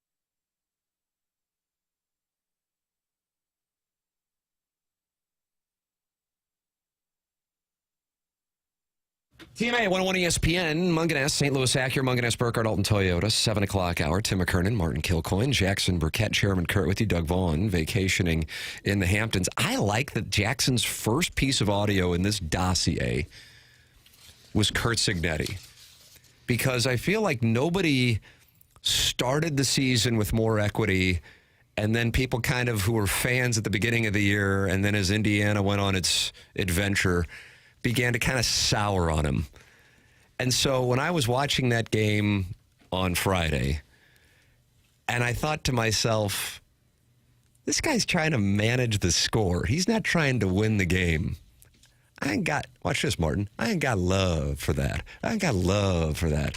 And the first question that I saw him asked I think Scott Van Pelt was doing Sports Center afterwards, and I was watching on the post-game press conference, was why he punted. They're down 20-3. I get what he did at Ohio State, and the reason why this is kind of a hot-button issue for me is when they were down at Ohio State, I don't know how many people are aware of this, and they were able to get a couple cosmetic scores at the end, just like they did against Notre Dame. All he did was run the football in Columbus, and then they did get into the end zone. But the point being, he was not trying to score to win. There's not a doubt in my mind what he was trying to do. He was trying to manage it so they didn't get blown off the field. When it became clear that they couldn't compete, he was trying to manage the score. Now, in that game, considering that was the game that they were going to be judged by, I understand it. I do understand it. That might have been why Ryan Day shoved it out their backsides and ran a touchdown in with like 15 seconds left. But when you're playing and there is no tomorrow, what you're doing punting, when you talk with all this bravado, right? To me, that was exposure. Here is what he had to say about the punt down 20-3 in the fourth quarter. I mean, I didn't want to punt, but we were doing nothing on offense, and our defense was fighting. You know, that was the only positive, really, that I could draw, is our defense was still fighting, because offense was doing nothing. And I didn't want to go 4th and 10. You know, it's like you're just wishing and hoping. You have nothing to base it on that you can convert 4th and 10 at that point, right? And there's still time if you punt to win the game. So that was the reason why. I didn't want to do it, but I felt like it was the best move. I respect the answer. I thought that was a good answer to the question. I want to say that. I just don't believe it. I think he was trying to manage it, because I feel like for Curt Cignetti and Rhett Lashley of SMU, a lot of what was going on Friday night and Saturday afternoon at Happy Valley was about, we're trying to justify being in the party. Dabo Swinney, that was not the mindset. Good, and hey, you know, he's got national championships. He also won his way in, so it's a different situation. I'm quite certain Josh Heupel wasn't trying to justify Tennessee being in there. They're playing to win. They're playing to win a championship, and I felt like Cignetti and Lashley were like, oh, God, we're getting blown off the field, and everybody's going to say we didn't belong. You can't control that. You play to win. That's why you go in there, and that's what I thought was going on, in particular with Indiana. And if I was an Indiana fan, I'd be irritated by that. You almost need the sideline audio like NFL Films always has, where the coaches are talking. You need to say, listen, we got to make sure this looks a little better than it looks. You almost need to hear the inner dialogue, because I agree with that. I think they knew the narrative going in that nobody felt they were that good. So you got to make sure. Instead, you should be balls out to win that game. Anything you can do, any trickery, especially when you're the bravado guy. It's great for a program that's never had that kind of like swagger, but it can come back and burn you pretty quickly. Yeah. And I guess the question now for Indiana is, how sustainable is it? You know, would Alabama or Miami have played a better game there? Probably. I mean, talent-wise, probably. I guess you reward Indiana for the season they had. Everybody says you got to change it. But the other thing is the buys, like Boise State, Arizona State get buys. I think that's still rewarding those tournament, the championship games from each conference, because they got big money. That's what it is. And that part is why. And they got to keep doing that. All these SEC championship means something. Well, does it? Oh, yeah, look, you get a seed. You get a bye. Okay. I couldn't agree with you more on that. And the key issue on this is there's only one more year left in the contract. So no matter what, there is going to be change for 2026. As far as whether or not there will be for 2025, I don't know on that. With regard to Indiana specifically, now, if you would have looked at their schedule at this time last year, you would have gone, oh, my God. They've got to deal with Washington and Michigan, the two teams who wound up playing for the national championship, and we saw how quickly things changed. They travel to Illinois. They travel to Eugene, Oregon. They travel to Penn State, and then they get Wisconsin and Michigan State. They also have to travel to Iowa. So it looks like the schedule will be tougher. Anytime you've got to go to Oregon and go to Penn State, I'd be very surprising to me if those both drastically fell off. I mean, you kind of knew at this time last year there was a good chance that Jim Harbaugh would be going and leaving. I don't think anybody saw that roster falling off as much as it did. By the way, speaking of that, because the second most perplexing loss, I think, of the year, because the first is always going to be Northern Illinois and Notre Dame, is what Michigan did in Columbus. I'm of the opinion that Ohio State, I'm not saying Ohio State loses to Tennessee if that didn't happen, but I do not think Ohio State beats the living hell out of Tennessee like they did if the Michigan game doesn't happen. You're saying they lit the fire underneath them. They're a new team. They were the most intriguing team. Would they just sort of stay in the tank? You would think they wouldn't because they're in the playoffs, and that's an Ohio State team that I don't know if they're listed now as the favorite to win. What's the spread even with the Oregon game? I would think Ohio State now has to be. Do you think they're the favorite to win it all at this point, based on what you saw this weekend? Probably still Oregon, right? Excuse me? Probably still Oregon. Oh, you don't have it. Okay, I thought you were giving the number. Ohio State, 1.5. Ohio State minus 1.5. Wow. Yeah, how about that? I feel like everybody now says, okay, they're back. I mean, there's one game, but... and that's how you got to think through the... Because, I mean, 3 weeks ago, it was the talking point. Wow, Georgia losing to Georgia Tech almost? And, and now it's like Georgia. And people are thinking of the Kirby Smart Georgia teams. I don't know. Not to say that they can't be. Georgia's a team with a wide delta. I watch so much damn college football. Georgia had issues with some really pedestrian teams this year. I don't know how many people were watching Georgia, Kentucky 3 months ago. I was. And, of course, the Georgia Tech one was on Friday night, and I think that was Thanksgiving weekend, so a lot of people might have been watching that one. But at the same time, they beat Texas 2 different times, and so you sit there and go, okay, they're a team with a wide delta. In a year like pre-college football playoff, Oregon would just be, they're the national champion. They've done everything. They've beaten Ohio State.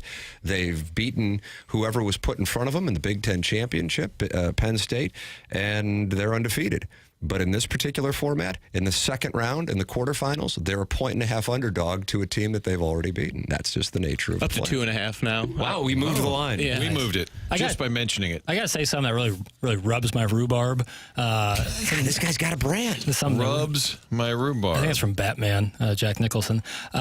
That the next rounds are a neutral site. I really wish the next round was also at home. I understand it's probably a money thing, and it's also probably because the 4 games we got on campus were a little bit of clunkers, but I would just be so more pumped up for this next round if Ohio State was going to Oregon, if all these players... I agree with you, but this goes back to the money thing. Right. The reason why they valued... I'm telling you, it's so transparent to me, and I guess I understand it.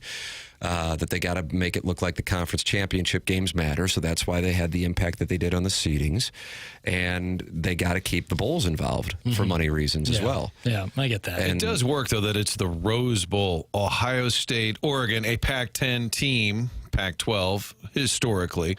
I know it's stupid, and I know why they're doing it. You think that's stupid? What do you hear Jackson's take on the sunset? Whoa, easy. But the fact that it's the Rose Bowl, Ohio, that's the game you want to watch. Oh, and it also happens to be the Rose Bowl as opposed to the Peach Bowl. No offense to our friends in Atlanta, Steak and Company. Texas, Arizona State in the Peach Bowl. Rose Bowl, Ohio State, Oregon, 4 o'clock on New Year's Day. The game that I'm most interested in, actually, is because we just haven't seen it, and they've only played 3 times, is Notre Dame, Georgia, and it sucks that that's going to be, that game will not end until midnight. That's New Orleans Sugar Bowl game? Yes, 7:45. It won't kick off at 7:45. It's like when you see a Blues late-night playoff schedule, and they're like, puck drop 8:30. I'm like, 8:47. Take the over. Yeah. That Notre Dame, Georgia game, which could wind up being a hell of a football game, won't end until midnight, and most people will be working the next day. All right, it is 8:10 in St. Louis. You just told me that Doug has a live read. And I look to the chair and I see it being empty. Is this Well, yeah, I suppose. But with the magic, we have Doug. Oh, you have Doug handy. Doug Vaughn here from Munganess St. Louis Acura and Munganess Burkhardt Alton Toyota. I've been going to Munganess St. Louis Acura for many years. Recently bought a used car from Munganess Burkhardt Alton Toyota in Alton. Just fantastic people to deal with there. Really, just some of the best you're ever going to find in the industry. And now, if you need your car serviced, they've got a special number to give you that'll go straight to the muckety-mucks, the decision makers, the big cheeses, the people that will help get you the kind of service that is usually reserved for only their best customers and also accessible to our listeners. Here's the number now, 314-252-0029. That'll get you straight to Jamie Burkhardt or Peter Munganess or Ryan Seiberg in the service department. 314-252-0029. Go to their websites, check out their fantastic selection of new and used cars at stlouisacura.com or altontoyota.com. That's Munganess St. Louis Acura and Munganess Burkhardt Alton Toyota. All right, the program is The Morning After. It is presented to you by Brown and Crouppen here on 101 ESPN.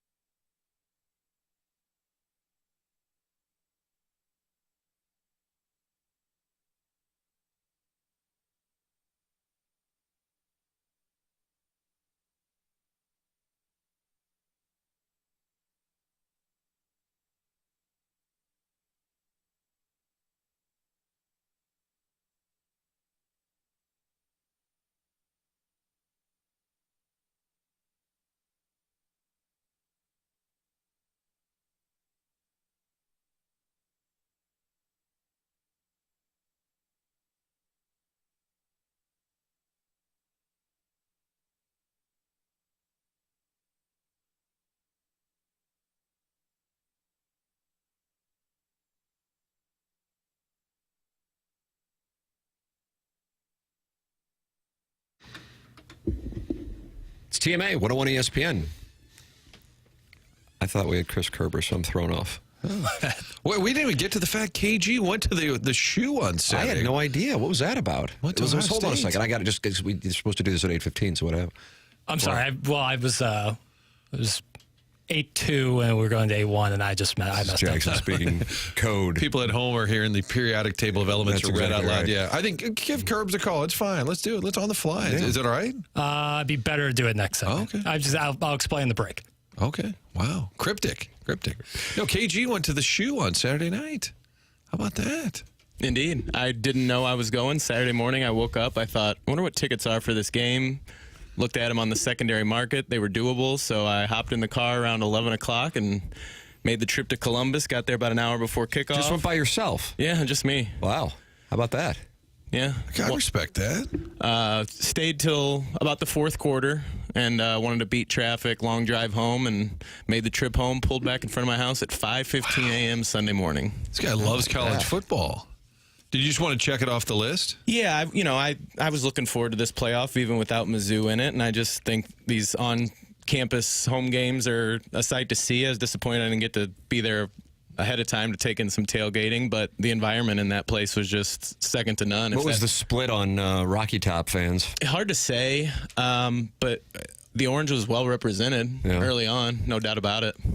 Ohio State fans. 70-30 Ohio State, you think? That might be a little high, maybe 65-35 or even 60-40. Really? Wow. Yeah, there's a lot of orange in there. But they didn't stay long. They had moved on to other things? Yeah. Drive back to eastern Tennessee? Yeah. And I'm not saying everything needs to be, puppy dogs and ice cream, but the Ohio State fans not real friendly with the Tennessee fans. Oh, is that right? Yeah, and it was kind of nice because every football game I've ever attended, I'm living and dying with every play, and it was nice to just sit there and take it in, kind of watch other people. I was hoping for a close game, obviously, so I could see other people in their misery, but that was over pretty early on. Was it freezing? It was absolutely frigid. Yeah, that would turn me off the most of all that. I mean, you got a chance to see it. I mean, of course, we all can see it on television too. But the core issue on Ohio State, when you look at the Michigan game, I think they have the most talented wide receiver in the country. He's also only a freshman, Jeremiah Smith, for the record. And they just didn't really throw the ball against Michigan. It was just like, okay, we're going to show you we can exact our will on you, and then we're going to fall into a trap, and we're going to lose this game. But again, I think Ohio State increased their chances of winning the national championship because they lost to Michigan, which I realize sounds so counterintuitive. I just think, but I didn't know going in. I didn't know if they'd just be like, okay, screw this, Ryan Day's done, or they will use it. And it just shows that there's just no substitute for talent. And sometimes these narratives, of which I participate in without question, mean nothing. If you're faster, you're bigger, and you've got that talent, you can talk narratives all day long. You can like Ryan Day or not like Ryan Day if you're a player, but it isn't going to all slow you down if you're Jeremiah Smith or you lose your ability to catch a football. So if they would have just thrown the ball around, to Will Howard's credit, he was real good on Saturday night. I think they beat Michigan going away, maybe even covered like that 20-point number. Yeah. But for whatever reason, they're just like, okay, we're going to run it. No, okay. God bless. Good luck. It's like a team going up against Texas going, we're just going to beat them by running. Well, you can't run the ball in Texas. You can't do that. Saw Clemson try. Did you see that on a fourth and goal? Yeah. It's like, did you not watch the A&M game? You can't go in the end zone in a goal line stand on Texas. You just got to understand the program at this point. That's the way that it is. Ohio State wins by throwing the football. And Lou Holtz might call it finesse. I don't know what to tell you. Get over it. Who gives a damn? Win the game. And so to their credit now, yeah, if you told me you got to take a team of the 8, Ohio State would be the one that I would take. Get rid of those red pants. I was going to say I didn't want to swerve into your lane last segment, but I when I saw them run out of the tunnel, I thought Doug had to be beside himself. Jackson's not going to be happy with that. The scarlet and gray. Stick with it. Scarlet and gray. I wonder what that was about. Why they went that route? I have no idea. They do sometimes go off-brand, sometimes they go with the all-black look, but to me, the scarlet and... I bet Doug was madder than a hornet about that. That's why he's not here. And especially he said he couldn't do the show. Especially hosting that game at home. I thought they were coming out in the classics. No, this isn't time to mess around, but hey, they won, so what am I going to Did you wear shorts, KG? No, I had, and I'm not usually one to layer up, but you got to there, had to in that, yeah. Brown & Crouppen is the presenting sponsor of the program. Brown & Crouppen is local, founded in 1979. Don't you want a local law firm if you're going to be in a spot where you need the services of Brown & Crouppen? Yeah, you're going to. One that knows how to handle the ins and the outs of your case and the local environment. We have Terry Crouppen and Andy Crouppen and Ed Herman come in with us on Tuesdays on the program and talk it over. They provide superior legal services and value client services as well. Brown & Crouppen treats their clients in a first-class manner, and they're part of our community. So it's Brown & Crouppen with great service and results. Go online at brownandcrouppen.com or call 314-222-2222 or go to brownandcrouppen.com. Make sure you let them know you heard about it on TMA. The choice of a lawyer is an important decision and should not be based solely on advertising. Past results are no guarantee of future results, and every case is different, must be judged on its own accord. Chris Kerber joining us next. This is TMA on 101 ESPN.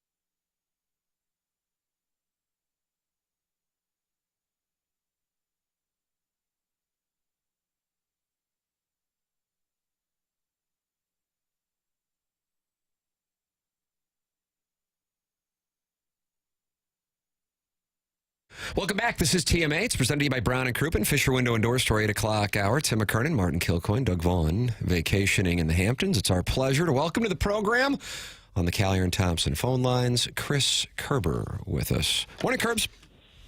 Tim, how are you today? I'm wonderful. How are you doing? Fine, sir. I'm doing good. I got a couple of sports questions, maybe. I am taking questions. Okay. Martin is taking questions as well. Okay, I got maybe a random stream of consciousness. Okay, here. I like this. Okay, so I see Kirk Herbstreit tweet after the Indiana game that the result of that game clearly proved that Indiana didn't belong in the playoffs. So by using that logic, I guess Tennessee doesn't either, right? So in college football, I guess like why don't we just let like Alabama and a few other teams play each other in a postseason tournament? Just say to hell with the regular season to everybody else. Like if the result of one game, which anybody can get blown out in any one game, is going to dictate whether or not an entire season was validated. I think people have kind of lost some kind of perspective, haven't they? Well, there is inherent bias on college football that allows it's almost like trying to apply to St. Louis Country Club, which of course I'm in talks to do. Only a handful of people can get in, and you don't really have anything that you can do that can get you in. You're in a spot where Indiana had one game that apparently determined their season, and it was the Ohio State game. Listen, I wasn't sold on Indiana, but Indiana was, 11-1. So what are you going to do? Keep them out? And Alabama had a blowout against Oklahoma, which was certainly not the caliber of team of Ohio State.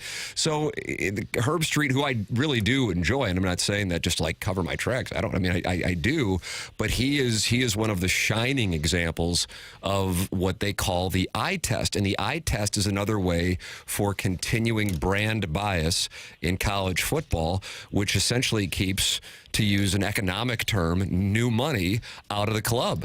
And Indiana's new money, Alabama's old money. Alabama got blown off the field by Oklahoma. I mean, the team that I actually make a case for more is Ole Miss and South Carolina than Alabama. I agree with where you're coming from on that is my overall.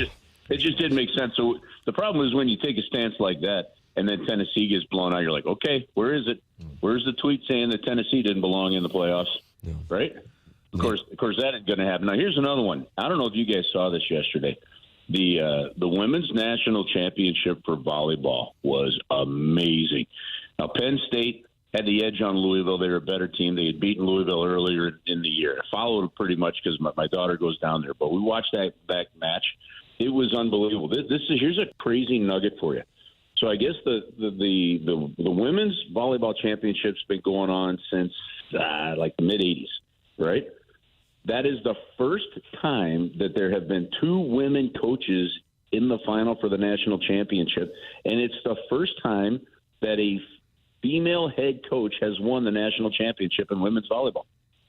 First time a female coach. Oh. Yeah. You got a whole bag of nuggets there, Kerbs.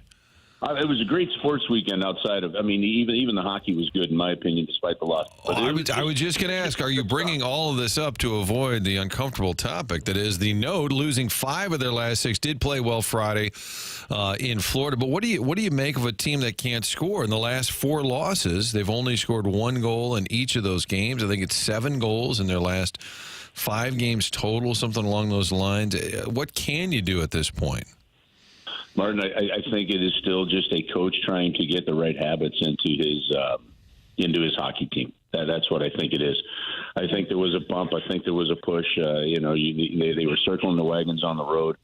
Yeah, I do think the schedule and the road travels caught up to them. It was a grind, and still is, and it'll end tonight before the Christmas break. But I just think that in the end, the coach was battling road, all this other stuff, and there's still some habits in there. And when you get a couple guys, whether it be a Brandon Saad or a couple other guys that are in some slumps, you're not deep enough to overcome those slumps yet. So tonight, we'll see Texier on that top line for a little while tonight, and it's another opportunity for him. And you got to wonder at some point in time, does a 25-year-old take advantage of it or not?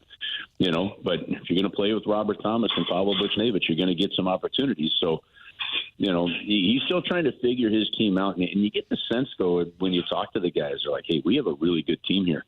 And sometimes you want to look and you go, well, how do you guys define really good? Because it doesn't necessarily look the same way from up above. But I think it's once they get everybody kind of pulling the rope in the same direction, you get the feeling they may take off. Is that confidence still there with the recent skid? Yeah, it's the one thing that hasn't disappeared is the confidence. So like when you talk to the guys in the leadership group and all that, and they're like, absolutely, it's there. So it's just a matter of, do you get the rest of the group to buy in? Do you get the rest of, and by say the rest of the group, it could be any one guy on any given night. You know what I mean? Like if a guy on your top line just doesn't quite make the right plays at the right time, it could screw up the next, 3 line shifts and things like that. And that's the challenge that they're having right now, is just getting those habits back into the game. Any chance Hofer plays tonight? Do you think just extended rest for Bennington? There is. We don't go over to the rink for about another 30 minutes or so I don't know the answer to that. But, yeah, I think there's a chance. And justified, do you think, at this point? I mean, Hofer's played really well. You think Benner's a little worn down? No, listen, I don't make too much of it. I think each goaltender is going to have a chance where they're going on a run. I think Hofer's played pretty good. We go back and kind of compare the teams and when these guys have played, and Bennington's had the tougher schedule without a shadow of a doubt. But Hofer's he's played pretty well, and I don't think there's any issue if you play him tonight and give Bennington the extra few days rest going into the busy schedule after the break. I really like this goaltending tandem, and I think if the team continues to cut down on some of the, one of the challenges is if they cut down on the odd man rushes, the goaltending is going to shine even more. But they're having a hard time doing that because they're one and done in the offensive zone. And as soon as those defensive habits get into play where you're actually keeping the puck in the offensive zone a little bit more, you'll see those goaltending numbers drop. Blues and Red Wings tonight. Then they get some time off, much needed.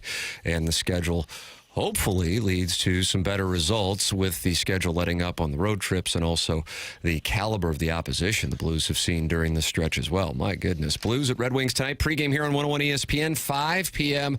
Puck drop, 6 p.m. And then the boys get some well-deserved rest over the Christmas break. Curbs, always appreciate it. Merry Christmas to you and your family, sir. Thanks for dropping by the program, as always.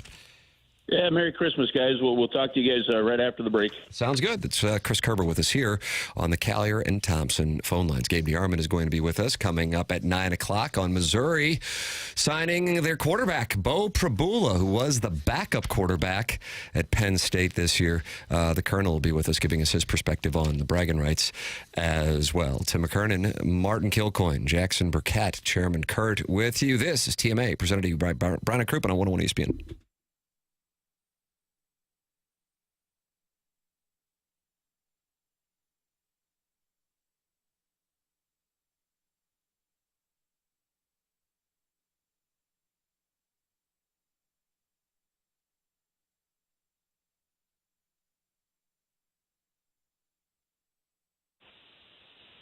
Hey, I know it's Christmas time, and you're thinking, okay, we got the holiday in the middle of the week, but you also got to think about that HVAC unit and the comfortability of your house. So remember this, that right now the electric company rebates end at the end of the year. So you want to let Classic Air Care leverage those rebates for you now before they're gone.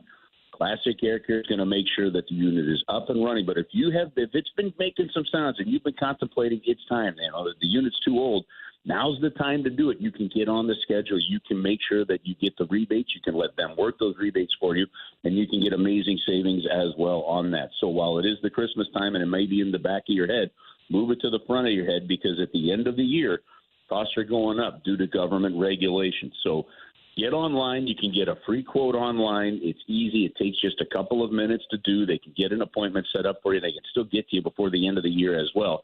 It's Classic Air Care. They take care of the house for me, so I'm comfortable knowing that Christy and the girls are all set when I'm out of town. They will do the same for you. Again, go online to classicaircare.com. It's Classic Air Care, making people comfortable since 1926.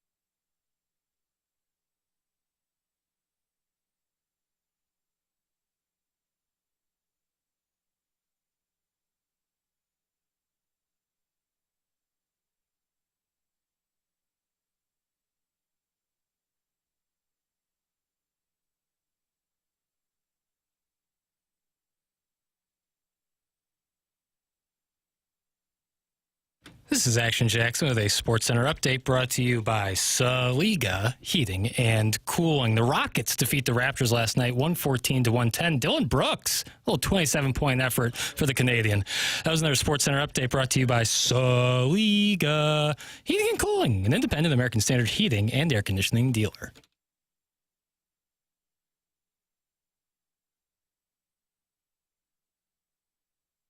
Well, there is a rebellion going on right now in the YouTube chat. What's their beef? Martin, they're not happy with Jackson not playing drops. Yeah, it's been a weak drop day, I got to be honest with you. And so they're just typing in drops. Oh, like why don't you just go on a drop fest? Just kind of get out your Paul Schaefer and just kind of hit the keyboard. Nope, that was the phone with audio. That's good. It matters. It matters. Swinging package of dynamite named Sassy Cassie. I always picture Mike Matheny when I hear that now. It just I didn't have to picture it. I heard it on the other end of my phone. I'm starting to become attracted to my wife's father. Reminds me, the Colonel will be with us here in about 25 minutes. Texted me about an hour ago. He's, we doing radio today at 9? I could tell he's excited about it. You better believe it, brother. Oh, boy, that guy. This last month and a half, he's just been grinding. Oh, God bless him. Well, got the QB. Now he can kind of calm down a little bit until a bunch of Mizzou kids start leaving the program. I think, until the 28th? Get him to Music City. Get him a hotel room. Oh, you're on the team, buddy. No chance in hell he's going to that nonsense. No, I'm saying to the kids that might transfer if you're Mizzou, come on down to Nashville. Have a little fun with us. 28th pass. Okay, now you can't leave. I think slowly but surely also people, like the general fan base, is becoming less emotionally invested in each and every transfer, departure, and return of like getting players back. Like it used to be a really big deal that your star player was transferring away, and now it happens so often. This is the deal. Yeah, you don't take it personally, and you recognize that this is the cost of doing business. So when Kevin Coleman transfers here, or you like when Prabula transfers here, you recognize that also means you're going to lose some players as well. We'll take your phone calls. Let's have some people call in. We have some time to breathe. We're actually caught up on the clock. I can't believe that. I don't know when the last time that happened. 314. November 12th. Was that what it was? Yeah. 314-974-0101. Collier and Thompson phone lines. Anything is welcome. Jackson QFTAing today. Sure. Tomorrow's Christmas Eve. Sure. And we welcome you to send in emails for QFTA T. McKernan at InsideSTL.com, TMCKERNAN at InsideSTL.com. Anything works.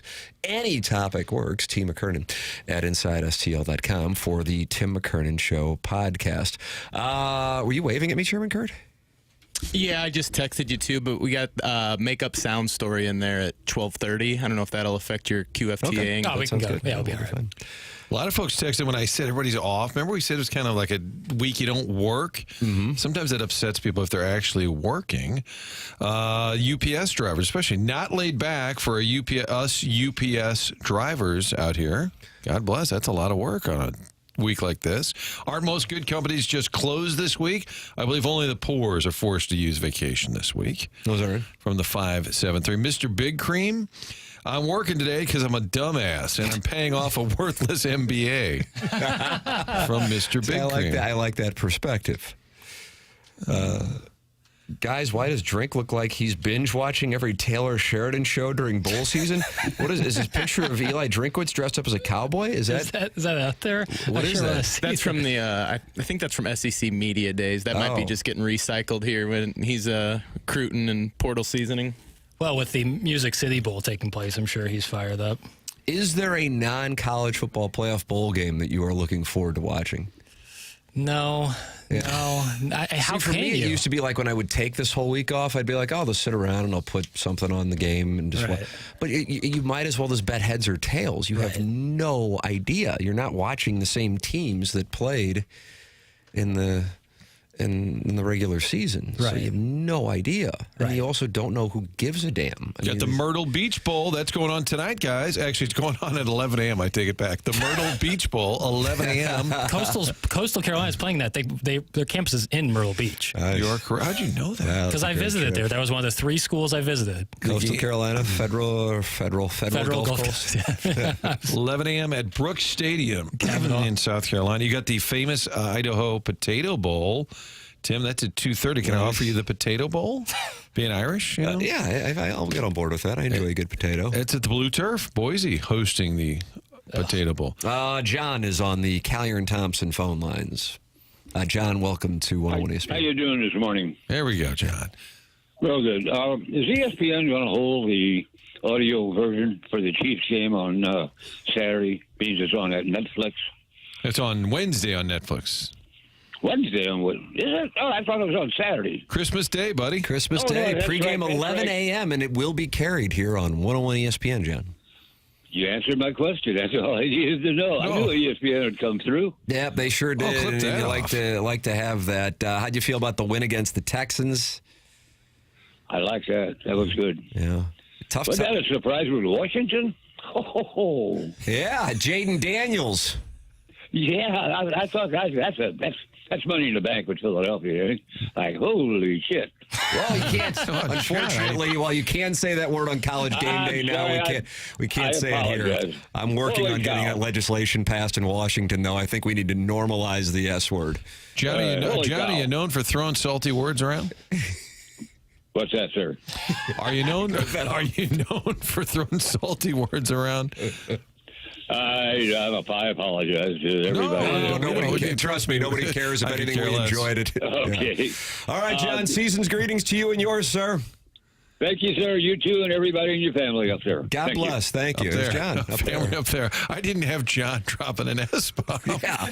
Big fan, though. 200 to 1. He calls to talk Chiefs, and we were debating. I think it was Thursday last week. Doug and I were debating if he was like playing a little shtick there. If he's, I think John's a real caller. He likes to talk about the Chiefs. Yeah. And he kind of had a little Hunter S. Thompson. It's a little Hunter S. Thompson. That's like late period Hunter S. Going real gonzo. Yeah. Like shoot out of the cannon at my funeral. I think Johnny Depp really paid for that. I think John's becoming a star on this show. I need a statement from Homeless Jack. I'm homeless? On the NBA ratings crisis, I told you, Jackson, nobody watches the NBA. Oh, yeah. Hoosiers are rejoicing everywhere that the NBA ratings are down.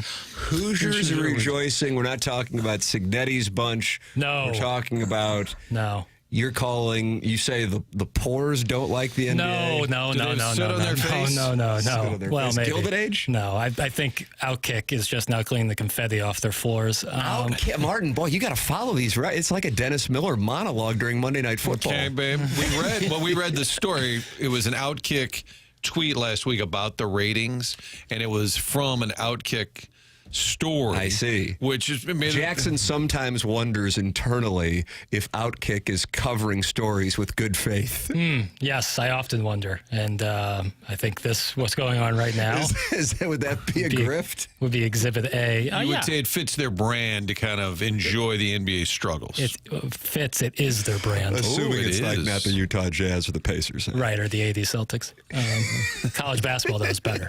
College basketball is better. Yeah, I don't. But the AD Celtics had Danny Ainge and Bill Walton and Larry Bird and Kevin McHale. Boxes checked. I gave my piece on that last week. You covered this last week? There's been a lot of disingenuous discourse, not just with the NBA, but like college football playoff, I would say, has had a lot of disingenuous discourse over the last 48 hours or so. What was the disingenuous discourse? Every team that isn't in the college football playoff is awesome and should have been, and everyone knows that they should have been. There would have been a much better game, and the teams that they did pick were all terrible, and everyone always knew that, and everyone's smarter than you. I just, for the life of me, the Alabama thing on that, I'm like, Alabama isn't the one. Right. It's Ole Miss or South Carolina. I think it's lazy just because it's the Bama name. Yeah, I agree with you. I mean, lazy makes it sound like there's intent behind it, and I don't mean it that way. It's easy. Yeah, it is. It's easy because it is the name. But my God, what I wouldn't do to see Lenora Sellers play any one of these teams. Right. That guy, you talk about Jaden Daniels and what he did yesterday against the Eagles. We got to see that, unfortunately, in Columbia, Missouri last year. I mean, he single-handedly led LSU to that comeback to beat Missouri, even though they have sick wide receivers. And I think that's what you got. I think you're going to see it firsthand, assuming he's healthy, when they come to Columbia. I think it's September 20th or September 21st. I mean, from my standpoint, there's your Heisman favorite. Yep. And I would have loved to have seen what he could have done. And that doesn't mean that they would have won, because every team that gets into this thing at this point, when you expand it to 12 beyond the top, hell, I don't even know where you're even going to go. You could, because even Georgia, the 2 seed, I view as quote unquote flawed. But it was specific to the games. I don't know what, because that became the take. And as Kerber said, what are you going to do with it? Like, I don't know. Like, I wasn't bought and sold on Indiana by any means, but I understand how they can't be left out. I wasn't bought and sold on SMU by any means, but that one wasn't as that one was Bach. That was Ward Manuel, I think, that blew that. He was the chairman of the committee when he did the interview and basically said there was nothing that they could do. Like, they were going to be in, and they didn't want to deal with they were in such a tough spot with South Carolina. I think probably in that room, they're like, yeah, the team that's playing the best right now is South Carolina. But we can't put them in because they lost to the 2 teams that are also being discussed in Ole Miss and Alabama. Yeah. Would it have led to better games? I don't know. Maybe. That's the thing. That's what you don't know. That's where I get into the disingenuous discourse. But here's the issue. Look at the college football playoff. If you really are bored out of your mind, and for everybody's sake, I hope you're not. But over the last decade, and you would have blowout after blowout in the semifinals, and you've had blowouts in championship games in recent years as well. LSU got blown off, or LSU blew Clemson off the field. Washington, TCU in Georgia was the ultimate one. Yeah. But that TCU team beat Michigan in the semifinals to get there. This is all geared around, at its core, this is all geared around the caste system that is keeping the new money, quote unquote, the new money in college football out of the club.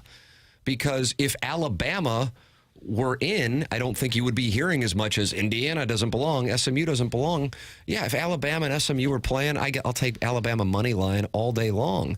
But I remember thinking when I watched Missouri, a wounded Missouri team, play Alabama in late October when both teams absolutely needed to win, going, God, Alabama isn't that good. Missouri with Drew Pine is kind of, hanging around in this game. What's that about? That's not what I thought. That's not the way it would usually work with a typical Alabama team. So it's just, it's a brand name, and people wanted brand names in there, I think. And that's where Indiana and SMU caught a lot of hell. But if this format gets you in a Final Four, let's say it's Texas, Ohio State in one semifinal, and then Penn State, Notre Dame. Or Penn State and Georgia. I mean, doesn't that feel like a pretty good Final Four? Like, you had to get through the early stage. It's not every game is going to be perfect. Not every game is going to be entertaining or the best matchup. But if they get you to a great Final Four and a great championship game, maybe it worked. Yeah, I guess where I come from on this, and I'm not in a results-oriented mindset, because the committee, or fans for that matter, don't have the luxury of knowing what the results would be. I know you're not saying that. I take myself back to the morning of their deciding, and it's like, do I think Indiana's one of the 12 best teams in the country? Do I think? Absolutely not. I don't. But I don't know. Right. I mean, so should Indiana only be judged by those 60 minutes they had against Ohio State, and the other 660 didn't matter? Right. That doesn't seem right to me. Yeah. And okay, if we're going to do that, then I guess my South Carolina team that I advocate for so hard after just not being sold until I saw what Sellers did against Missouri and Clemson in particular. Okay, well, then I guess their 60 minutes against Ole Miss is the reason why they're out. Yeah. It just, okay, I guess Ohio State's 60 minutes against Michigan, then they're out. It just doesn't, you can poke a hole in it, and that's why when you start giving passionate takes about it, you're going to wind up exposing yourself no matter what on a particular topic. The system is inherently flawed. At the same time, the flaw in the system is what draws the attention. Yeah. You know what I mean? It's a catch-22. You wouldn't have this attention to it if there wasn't that. If the imperfect system is going to provide you an imperfect product, that's just how it works. Imperfect system. I'm going to write that down, too. Yeah, you like that? Oh, man. That's a good one. Yeah, that's good. Guys, can we talk about the Battlehawks' new quarterback, please? Max Duggan? Well, I think they have 3. Speaking of TCU, Georgia. They tweeted out, here are our quarterback. Now, I realize Max is probably in the lead, but they did sign 3. There you go, Peg Diaz. It has been talked about. Is Peg Diaz a play on words there? I believe so. I'm surprised you. I tipped my cap. Welcome. Okay. After 2 months, you're starting to catch on to this nonsense. Well done. Outkick is a conglomerate of the griftiest grifters that ever grifted, and viewing them as a legitimate news source is an indictment on one's intelligence. Go suck a tailpipe, you dorks. That's from the Colts beat writer in a high-scoring affair yesterday, Brian Henshin. Go suck a tailpipe. Yeah, you dorks. I'm with Henshin. I'm with the Colts. You stand with the Colts. Sure, why not? Calling them Grifty Grifterson. Beat the Titans. Titans are no fun. Send your emails in Design, Air, Heating, and Cooling email of the day. The Colonel is going to be with us coming up at 9 o'clock. Tim McKernan, Martin Kilcoyne, Jackson Burkett, Chairman Kurt with you. This is TMA, presented to you by Brown & Crouppen, Fisher Window and Door Store, 8 o'clock hour on 101 ESPN and the TMA STL YouTube channel.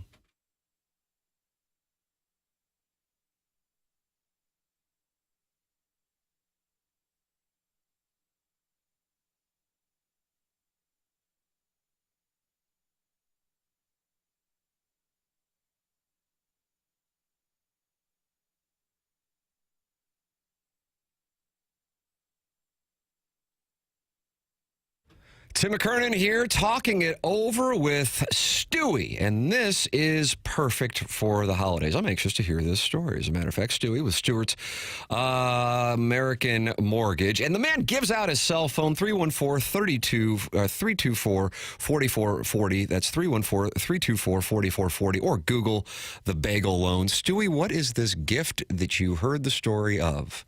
Tim, a TMA listener calls me up on December the 8th and says, hey, I want to buy this house. We want to get in before the holidays. The problem is the seller's got 5 offers on the table. We're number 2 or number 3. Can I tell the seller we can close in 10 days? Everybody else is saying 30 days to get it done. I don't think the seller is going to wait that long. They want their money. They're closing in their house. Can we go ahead and make that offer? I said, no problem. We'll get it done in less than 10 days for you. And that means that the seller is going to consider your offer, even though you're not number 1, since it's quicker, easier, and cash in pocket, they're going to consider your offer over the other bids. And that's what happened. And we closed on Friday.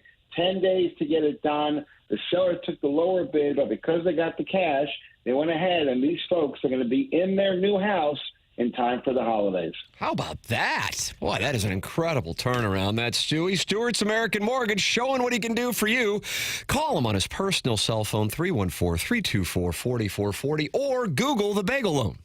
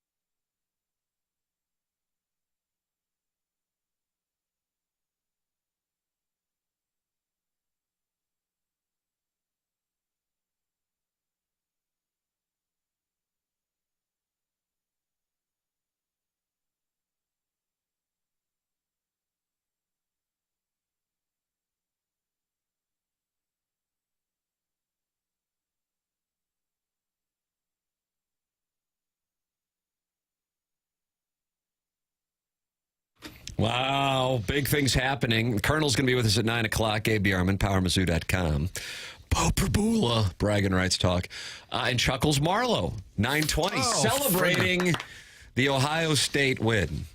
And friend of the show. Friend of the show, absolutely. How about a couple of drops of Chuck just to warm us up, Jackie? If just not, to relax. I think I threw him for a loop there. Absolutely. When you get a chance, I should say. Let's hear a little Chuck just to warm up the audience. Yeah. That might be the best thing you've ever said. Good evening, sports fans. Doug Vaughn here with your Sportscast. Our top story tonight, John Jay will be back tomorrow. Here's him getting a hit in 2012. Oh, yeah, Sportscast. Is it embarrassing, though, like when the hot girl's like massaging your scalp and like you have all the dandruff everywhere? Don't you think working for the Two Fox is more prestigious than getting a PhD? Thank you. All right, thank you, Chuck. Thank you. Thanks for saying that. Hey, Piddles. Yo. Care to retract your belief about Hunter's girlfriend? He deactivated his Instagram because of all the videos going around showing her and another dude's video. Lepers don't change their spots. Merry Christmas to you all. That's from Sharon and Clayton. No. This is in reference to... I read that, and I go, I'm not sure who Hunter is, but we're talking about Travis Hunter. We had a discussion about this last week. We did, and now I know, now I'm up to speed. When she was not happy about something the night he won his Heisman Trophy. Right. Now, as far as who deleted their Instagram, I was not aware of that. I think Travis Hunter did. Either way, my take wasn't on that specifically. I find it really odd that people think that they can comment or pass judgment on people based on several 5-second clips on social media and then call the person a toxic partner, this, that, the other thing. So it's not specific to, and I don't know Travis Hunter's girlfriend. She could be great. She could be bad. I don't know. But I do know that I don't know. And I feel like some people think they know when they clearly do not know. That was almost Jim Mora-esque. Well, it's to me, it's lame. I don't think people would want so you that. think Sharon and Clayton's lame? I don't think that, no. She's acting lame in that way because I don't think Sharon Clayton would want us to judge her relationship with whoever she is with based on a text she sends into a radio station. Like, that wouldn't be cool on our end. So why is it cool? Because what? They're celebrities? Like, I just think it's odd. Now, granted, there's a huge market for it, so it's not going to change. But I just think it's weird. That part, the general observation that there is a market for it. Yeah, I wonder. Martin, I oft-times wonder that if we will look back, my hope is within like a couple of years, more realistically in 10 years, and we look back on like the 20s and the crap that was normalized and just like accepted. And we go, God, can you believe that one? Kind of like when people go, yeah, there were, people were smoking cigarettes in television commercials and ball play, like that just seems on the plane. insane. Yeah. Like, is it specific to social media? Sure. And I'm curious if this will be going on in 10 years. My belief is that it will not. Ooh, I think it will. Oh, I don't. God, I wish I could bet it in some way.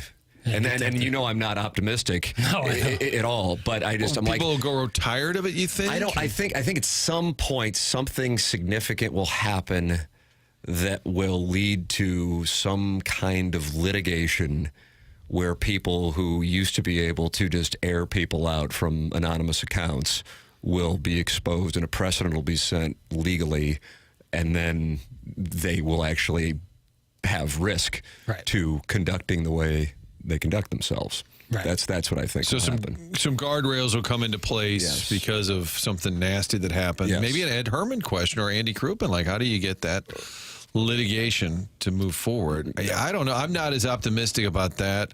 There's always just sort of the nasty comments. I don't know if I would call it optimism so much as I just think that it's inevitably something's going to happen. The pendulum's got to swing back, yeah. I think when you talk about younger people and the issues that they face with regard to anxiety, there's no question from my standpoint that so much of it's related to social media, and your world becomes essentially this artificial world of the comments and the likes that you get on crap you post on social media, and how that can impact your day-to-day life if you don't have people to actually interact with. Yeah. And so I think that inevitably you will see some form of, it's going to have to be landmark. I don't think people are going to do it naturally, but a learned behavior that is toxic is somehow at this moment socially acceptable. To sit there and just treat people like garbage. Yeah. It's amazing to me. But whatever, it also doesn't necessarily, if you withdraw from it, it doesn't impact one's life.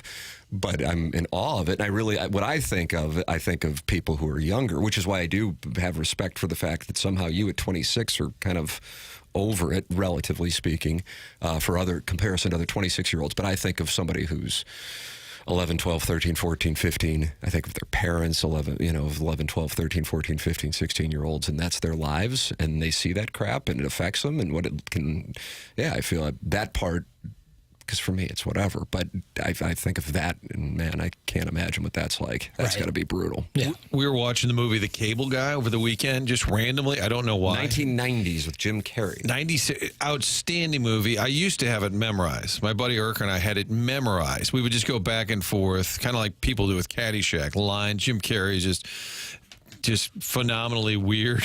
There's the role of he's had a million of them, but just the role was suited to him. But the premise there is that he's just addicted to TV, and everything he spewed out was TV, something he had consumed. And I said to my wife, this is now happening with TikTok and kids, because now instead of the kid just growing up staring at the TV, hey, your mother and I are going out, sit in front of the boob tube. Now kids are just sitting on their phones. Yeah. It's the same. It's just a different type of addiction. And I said that Cable Guy movie where the reference is now it's prescient. Yeah, I think it's 100% what's happening right now with the social media for kids just staring at their phones. That's what's almost raising them. But see, staring at the phones to me isn't as dangerous as the comments, the passive-aggressive crap. Right. That to me, and by the way, maybe it is. Like I got some kind of degree of any But I think kind, they're consuming that toxic stuff, even if but the kids aren't it to contributing. impact you. That's the thing. And so, when I have no idea about Travis Hunter's relationship. I could not in the slightest care any less about it, but I am aware, as you said, it's a business model to talk about it. Yep. And it's a business model that is very viable. It's not like, oh, that's the show that talks about it. It actually becomes, oh, that's the show that doesn't talk about it. That's the person who won't do a podcast about it because that is the topic. And the media is catering because, the media doesn't cater it if there isn't an appetite for people to consume it. 100%. So that's where the premise comes from. All right, Gabe DeArmond's going to join us here coming up. Mark Hanna is a wonderful sponsor of the program. He is online at evergreenstl.com, 314-889-0503. I have gotten to know Mark since he started sponsoring my podcast, and I think the world of him, and I can't say that enough. And I also want to communicate this, especially to younger listeners of the show, the importance of getting a financial advisor. I cannot recommend getting a financial advisor enough, just in general, to put you on the right track, and then you see how much it impacts you as you go on to have started saving early. And saving doesn't mean like, oh, you can't enjoy day to day. You just have some semblance of a budget, and you get into the habit of doing it, and then the impact of compound interest. It's Mark Hanna, Evergreen Wealth Strategies. Call him. You'll feel better about the world and your situation. 314-889-0503, or go online at evergreenstl.com. That's Mark Hanna with Evergreen Wealth Strategies. Evergreenstl.com, or call 314-889-0503. Mark Hanna offers securities through Equitable Advisors, LLC, member FINRA and SIPC, and offers insurance and annuity products through Equitable Network, LLC. TMA, Tim McKernan, Martin Kilcoyne, Jackson Burkett, Chairman Kurt with you. This is 101 ESPN.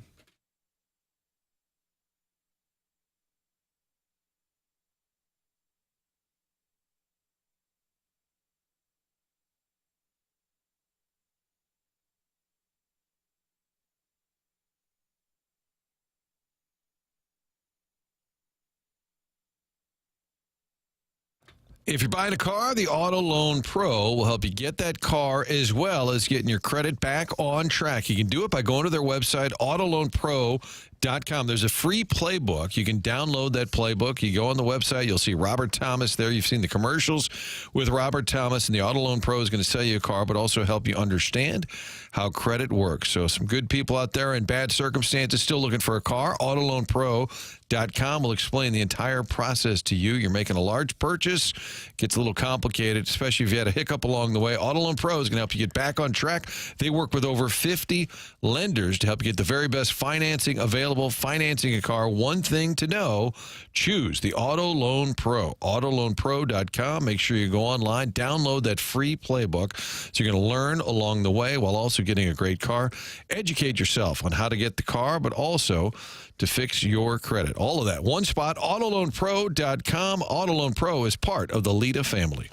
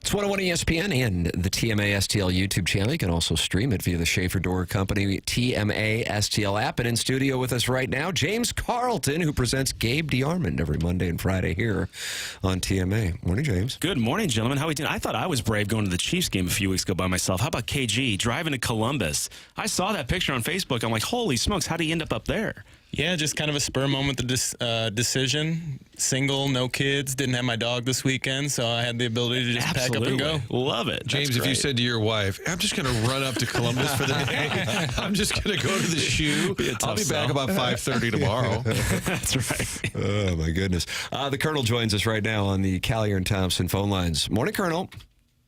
What's up, guys? Colonel Bo Prabula, it's a story that you have been covering intensely here with regard to the Missouri quarterback situation. What can you tell fans about what has transpired with Missouri now having their quarterback for next season? Yeah, brought him in on a visit, I want to say last Wednesday. I don't know, every day's kind of the same. But he went... after he visited Missouri, he took a visit to Iowa, took a visit to UCF, took a visit to Ole Miss.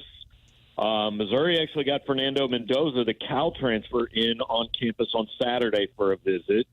And, you know, was kind of talking to both those guys, and then really just came down to a situation, I think, yesterday where Missouri knew, like, hey, we like both these guys. We need to get one of these two guys. Prabula was ready to end it, and I don't think Mendoza was. So Missouri grabs Bo Prabula from Penn State. I was told Ole Miss made another run yesterday. Was told, one of the teams actually still playing in the college football playoff was kind of coming in on Prabula in the last few days. But Missouri went ahead and shut it down, locked him up, and they've got their presumed starter for 2025. Obviously, a lot of things to play out, but you would definitely anticipate that he goes in as the expected number one guy. Here is a little preview of Sunday, December 22nd on PowerMizzou.com. As a fan, you wake up just to see the game coverage of the bragging rights game. Of course, that's there.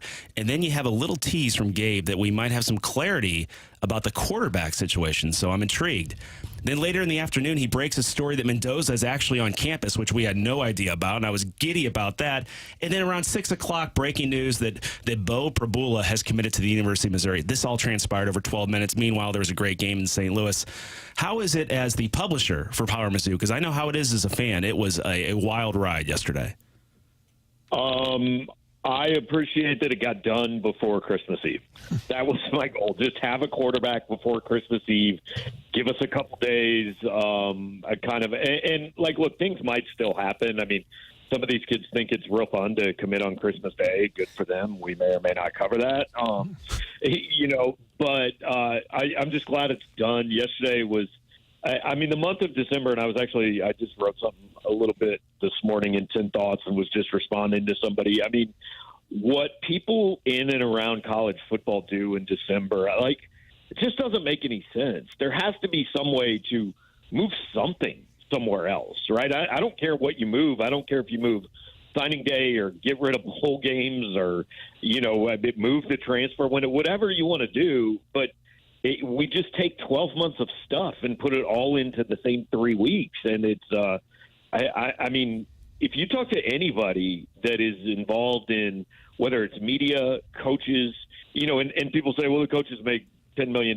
They do. Nobody's crying for Eli Drinkwitz, but nobody thinks about all the recruiting staffers and all the people who have to put in all their times on visits and stuff. And these people aren't making seven figures, and what they have to do in the month of December. So it just seems like there should be a better way, but for now, I don't know. This is the way we do it. Gabe, do you think they have to promise a guy like this, hey, you're the starter, or they say you're most likely? Because you still got Drew Pine, Sam Horn, you got the Zollers kid coming in. How do you think they message it to the recruit like Prabula, but also to the guys who are still in play?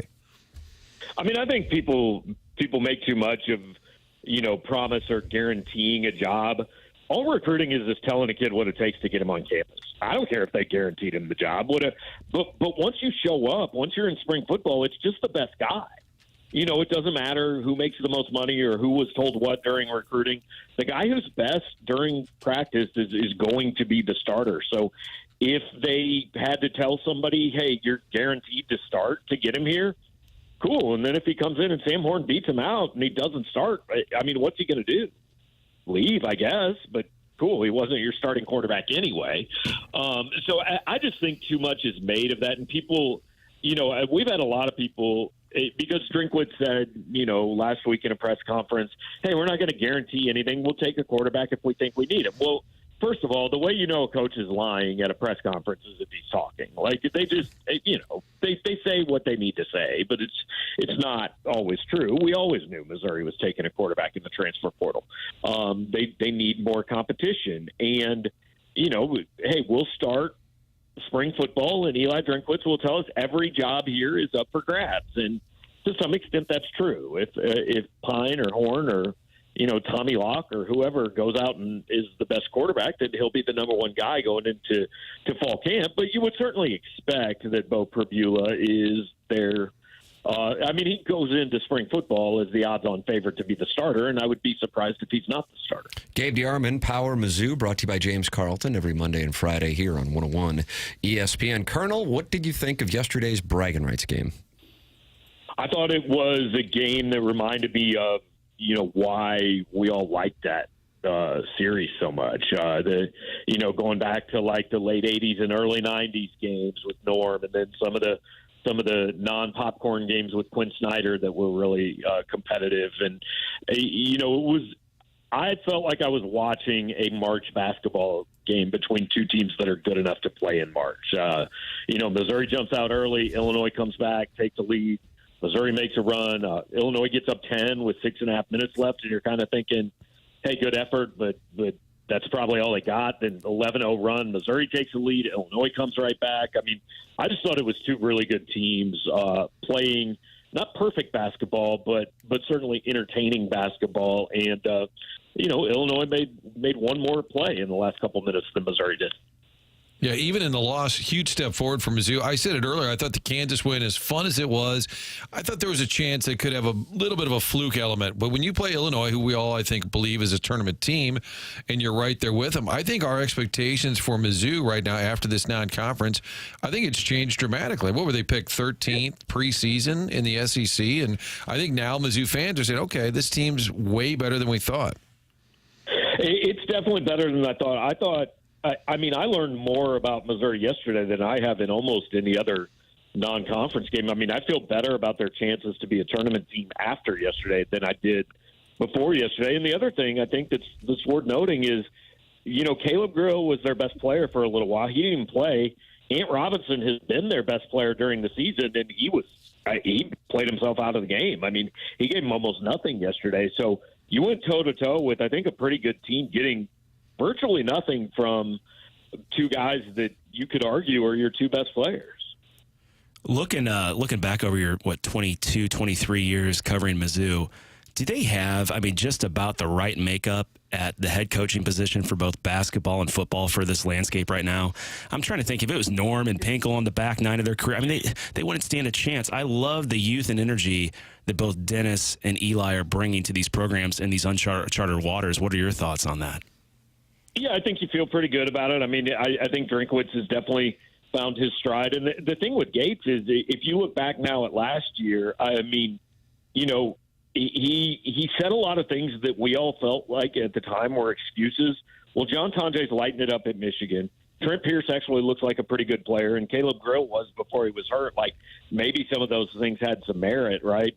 My favorite moment of the game yesterday is when Dennis just goes out on the court in the middle of play and stands directly in front of the official. Like, he knew he was getting attacked. And then Charlton Young comes off the bench trying to get Dennis back, and I thought maybe Dennis was going to fight CY. He was vocal. Like, second get out of here. I'm the head coach. I'm doing this thing right now. Yeah. Get a second tech if that assistant's out there, too. He could really get bang on that. I think it's true with a lot of these college teams. You don't quite know what you have. They did have returning guys that you were familiar with, but there's so many new faces. I think it's almost impossible to do a preseason prediction, until they play for a while. So maybe this Mizzou team with this current group, it's a little bit of them kind of coming together now. And Brad Underwood, maybe it's coach speak too. He said, hey, that's a tournament team over there. And I guess you've got options on any given night.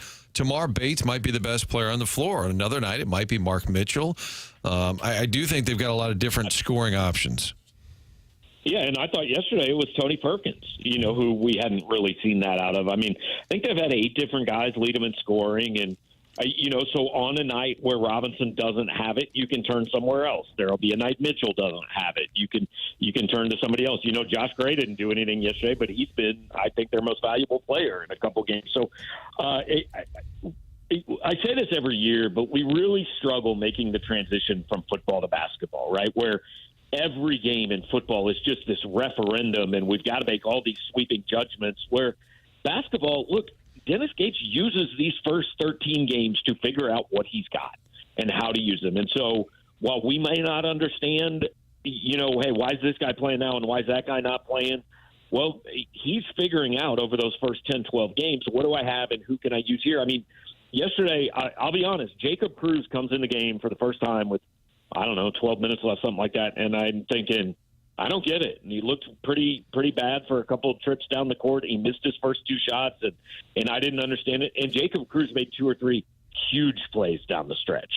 So it's just I think at some point you got to trust the guy in charge that sees these guys every day to know what he has. It doesn't mean it's going to work every time, but I honestly thought Gates coached a hell of a game yesterday. Gabe DeArmond, Power Mizzou, brought to you by James Carlton every Monday and Friday here on TMA. Colonel, I hope you get some well-deserved time off over the next few days. Great coverage here with the portal and college basketball, and hopefully you get to take a little time off with the family. We always enjoy talking it over, brother. Season's greetings to you and yours.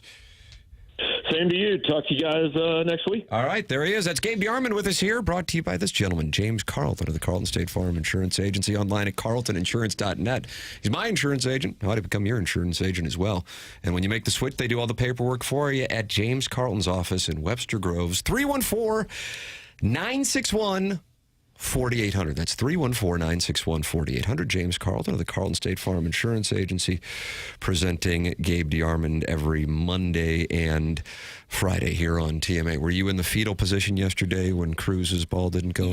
No, I was at my in-laws' house, so I kind of had to hold it together a little bit. Were you screaming no when Mark Mitchell with 13 seconds left fires up against Heston? I was a little surprised. He's got this weird-looking jump. I mean, he's a really good player, right? Mid-game range is great. But I thought the look they had with, what's his name? The guy that shot it with the 3 seconds left, I thought it was a perfect look. Cruz. Yep. Yeah, with Cruz. Yep. I thought that was a great look. Mark Mitchell was awesome. He gets to the basket and draws fouls, unlike any player I've seen on Mizzou in a long time. But the last thing he should be ever doing is shooting a three that could give you the lead. Like, that's just not a shot. If he doesn't make that three against Kansas, he's never shooting that one. That's what I'm saying. Like, you're probably right. It's like the three against Kansas was awesome, but it's like when you double down on 10 and blackjack and the dealer showing the face card. Like, you're dancing with the devil, Jackie Papers. You got paid. Understand when it's time to hit the cashier and check cash out. Don't try to double down again. That's exactly right. That was just not. That was such a bad shot. And then Cruz missing a good look there sucks, but. You're never there if Mark Mitchell. He played great yesterday, so I can't be too upset. James, you got to pick a team of the 8 remaining who's going to win the college football playoff. Wow, Ohio State. I mean, you saw it firsthand, KG. They look pretty darn good, right? My goodness. Will Howard was just dropping balls and buckets wherever he wanted. The defense looked good. But Jeremiah Smith doesn't play. They need a reseed. We could have this again. We could have this again on New Year's Eve, right? Where we have 2-3 touchdown wins. Yes, theoretically, sure. Right, and so I think they need to reseed.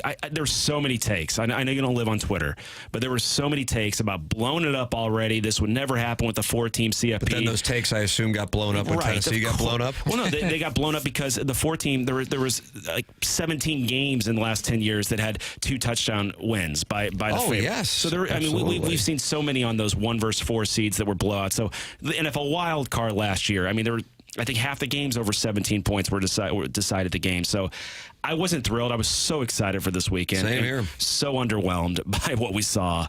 But I don't think we need to blow it up. I think maybe you reseed after the first round and maybe you take a look at the automatic bids. I still think 12 is the right number. What do you think? I think they will increase the number to either 14 or 16.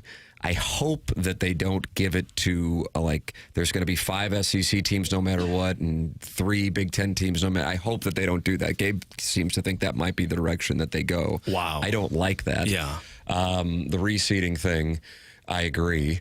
I just think no matter what is done, you're going to have this in a system in which the winner is not determined on the field, ice, or court.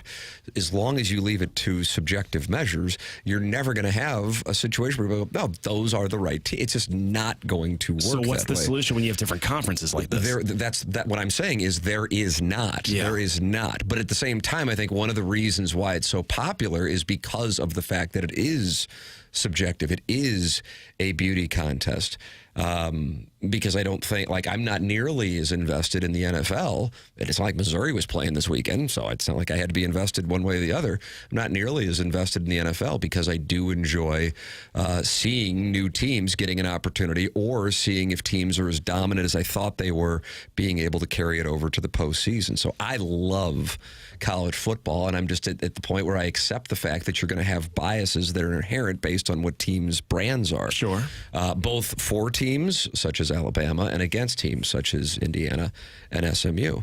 And that's the thing, is Missouri fans, and I would imagine this would apply to Illinois fans as well. I don't know if Illinois fans feel the same way, that we are part of the new money class. Mm-hmm. Missouri would not have gotten in.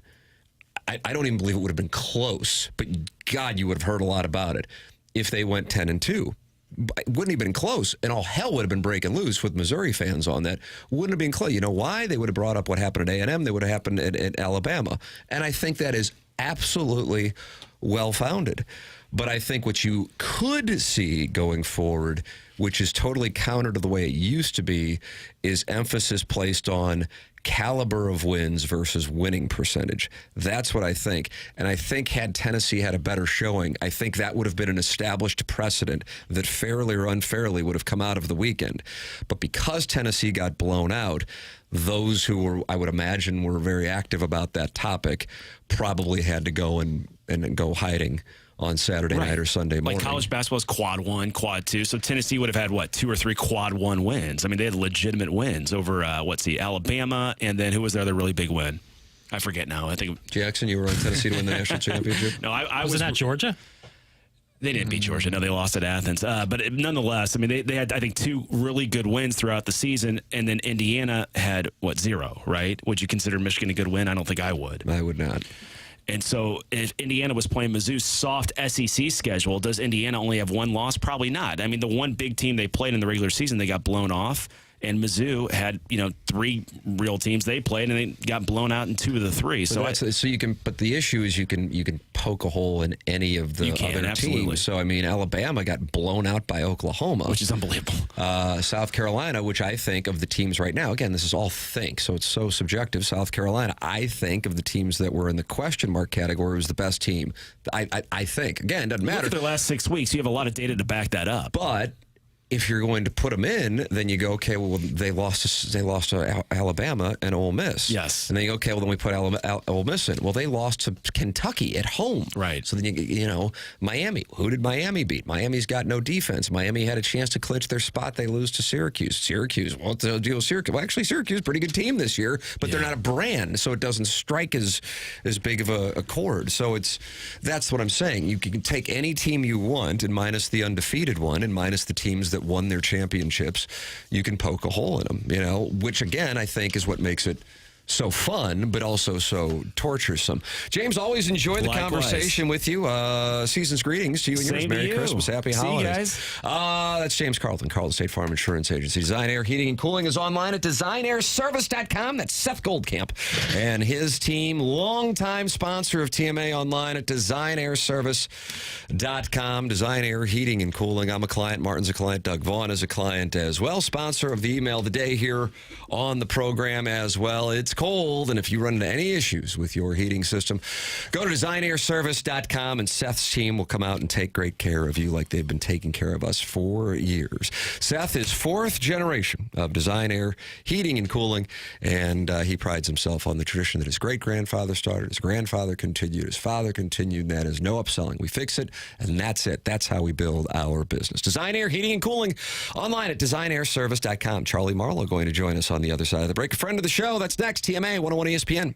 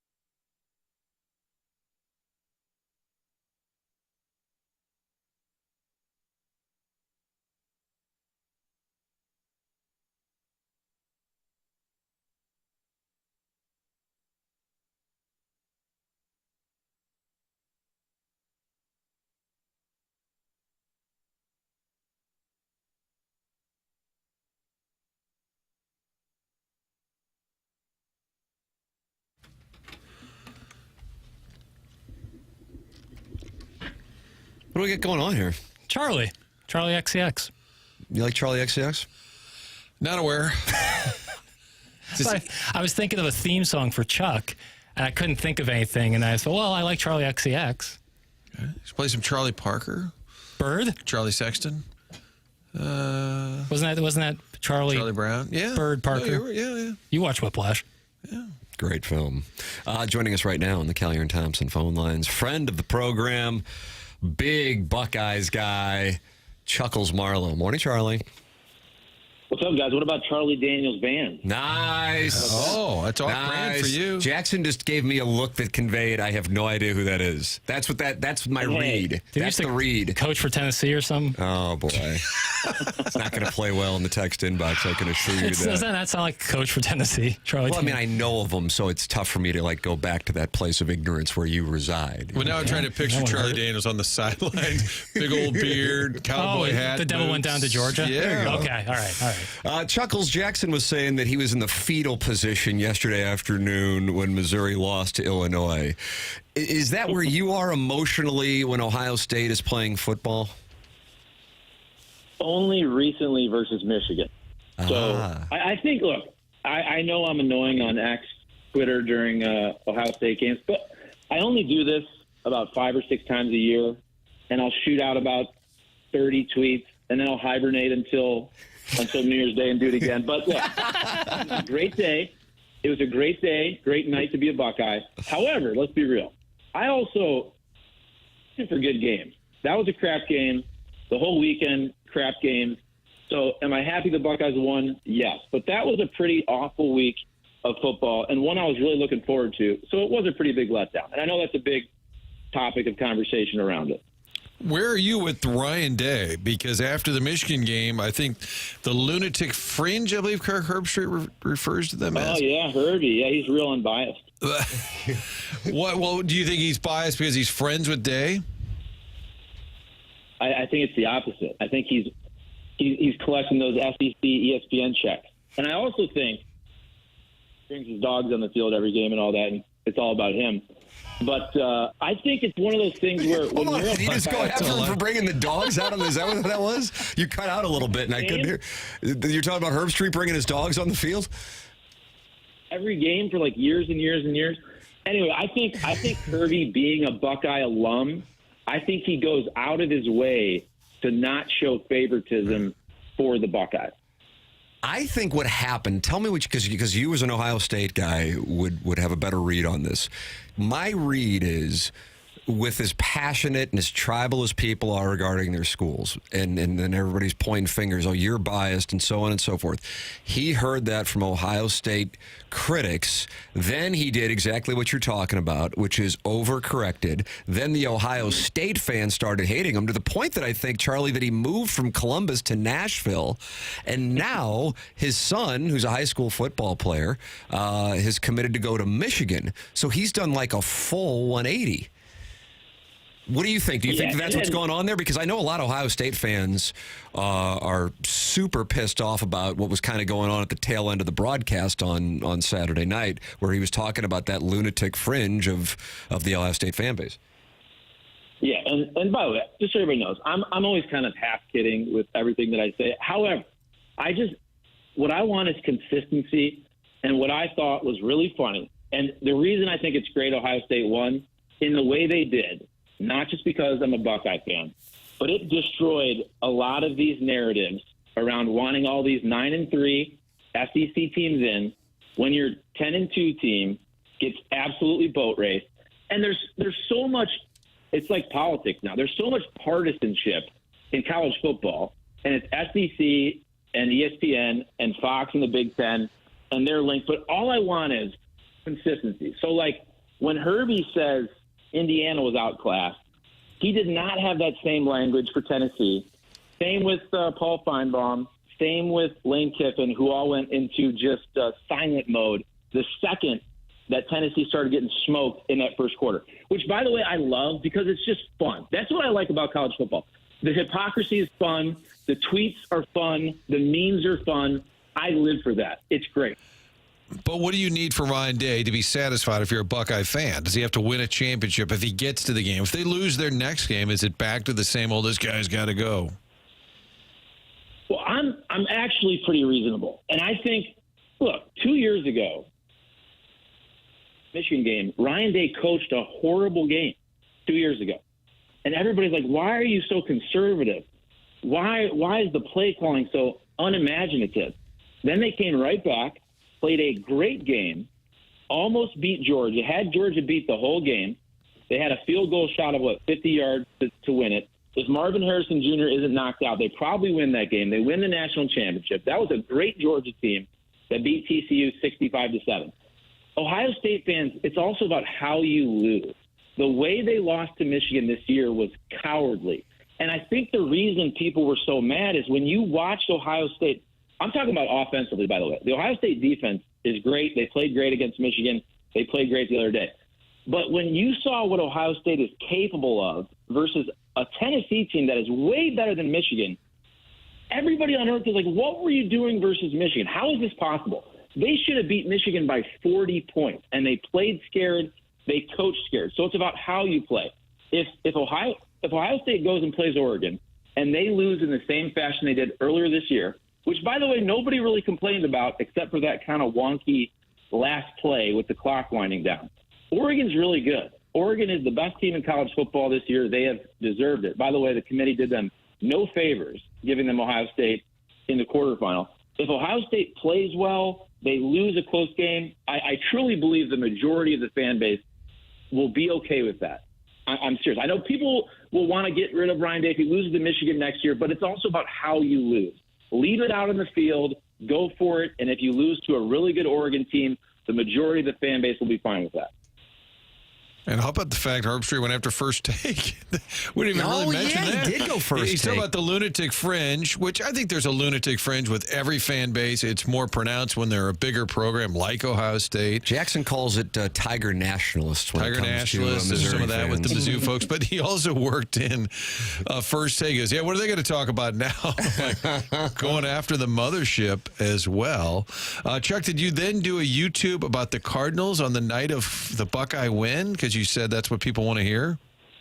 Well, hold on. Let me just – I did a college football live stream while I was drinking a few beers, by the way. This already been on. But I was showing people I was drinking while I was doing it. I only had like 3 or 4.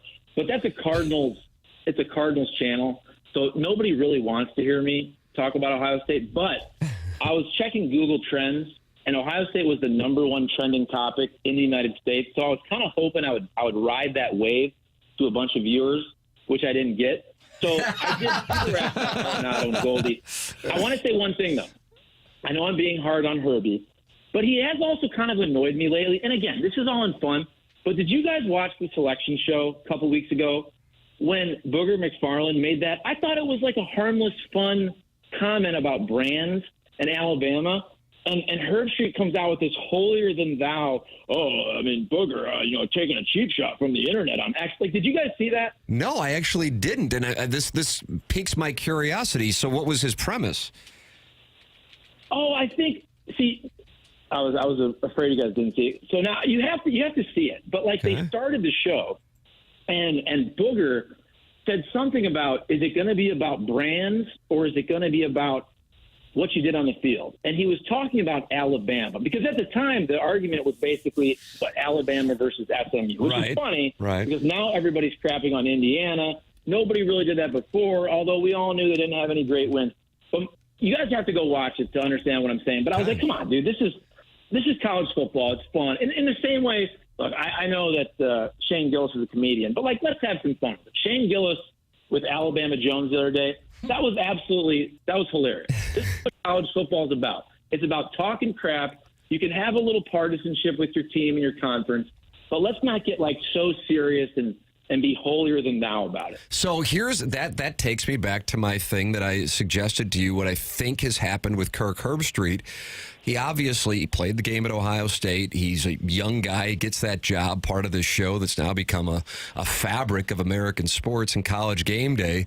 And I think his love for the game and the innocence and kind of the BS and busting balls you're talking about, with whether it be Big Ten against SEC or, college football rivalries, I think it's been ruined for him and colored for him because he has been on the receiving end of so much hatred, to the extent that, again, he moved not from just Columbus to Nashville, but then he's got his son going to Michigan. I think he's got some PTSD of some capacity from this. And I don't know all of the stuff that he's experienced, but I think therefore I think he's an exposed nerve that can't enjoy kind of the nonsense and the double standards that you're talking about here with college football fans talking either about their school or the conferences. That's what I think is going on with Kirk Herbstreit. Yeah, and I get that, and I am having fun with this. I know I have fun on the internet, and some people think I'm being serious when I'm not, which is also part of the fun. And I get that. People take it way too far. I don't. I'm sure Kirk Herbstreit has had some bad experience with probably lunatic fans at Whole Foods and whatnot. And yeah, he has the kid that's going to Michigan. He also has a kid at Ohio State. I don't know if they transferred. I thought he had kids at Clemson a couple years ago. But like I said, I'm poking some fun at Kirk Herbstreit. But to me, it's more about, look, when I hate on the SEC, I do this from a place of respect. I do this from a place of, as a Buckeye fan, getting trounced by them in 06 Florida, right? 07 LSU, 20 Alabama. Ohio State never beats the SEC. So when they do, you need to enjoy it because it might be another 5 years before it happens again. So when they win, and they win big, of course, go on X and have some fun. But 2-3 years from now, they're going to be on the other end of a beatdown from LSU or Georgia or Bama or somebody. Will all of your kids be getting NASCAR-themed gifts this year? Is that kind of how it works under the tree? Hey, guys, stay well. I'll tell you what.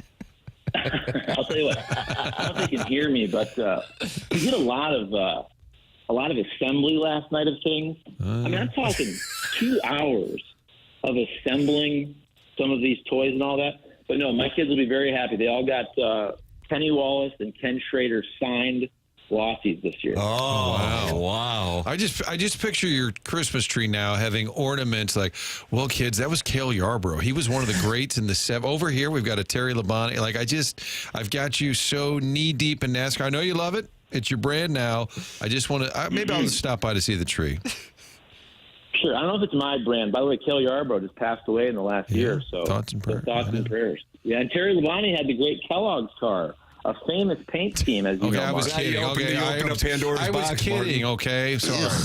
So am I. You really think NASCAR is my brand? I mean, look, I like covering it. Do you really think I know that much about NASCAR? I've been following it the last 3 years. By the way, for everybody listening, do you really think I know that much about college football? I watch like 5 to 6 Ohio State big games per year. I don't watch any of the other games. Why do you keep attacking your own credibility? No, I'm being honest. I'm not an expert. It's just I love the hypocrisy of college football. That's why I agree with you. I enjoy that. Yeah. I love it. It's so fun. That's why, like, the fact that Lane Kiffin hasn't tweeted, the fact that Herbie doesn't say the same thing about Tennessee, the fact that Paul Feinbaum just does a 180. It's so great. It's great. It's so fun. So here is one that I can give you a projection for that will be near and dear to your heart from last year. I mean, as a Missouri fan, I'm happy they won last year. But when I hear Missouri fans talk about beating Ohio State last year, I'm like, I mean, they didn't really beat Ohio State. I mean, if we're going to be honest about the conversation. They got shirts that say it. I mean, that wasn't the Ohio State that was up in Ann Arbor fighting for their lives last year. Got to be honest about it. I'll take Missouri's performance against Georgia when they lost over the game against Ohio State. But whatever. I know people see things differently. So what I think, and if you could have, you can really get it going next Monday night. If Missouri were to lose to Iowa and there's no Luther Burden and whoever the hell else isn't playing, I have no idea. You know what you're going to hear from Missouri fans, and you can get it going if you want, Chuckles. You can get it going on the double standards and the hypocrisy of college football fans. Well, that's what's funny. I had so many arguments with Mizzou fans last year. And by the way, I actually root for Mizzou to win. I truly do. And I really don't care about Ohio State games if they're not in the college football playoff. Although when it was local last year, I was on the radio. We had some fun with it. But I think most people get it now. And it's about the transfer portal, but it really started when, who was it? Was it McCaffrey and Fournette? When the opt-outs started happening. Yeah.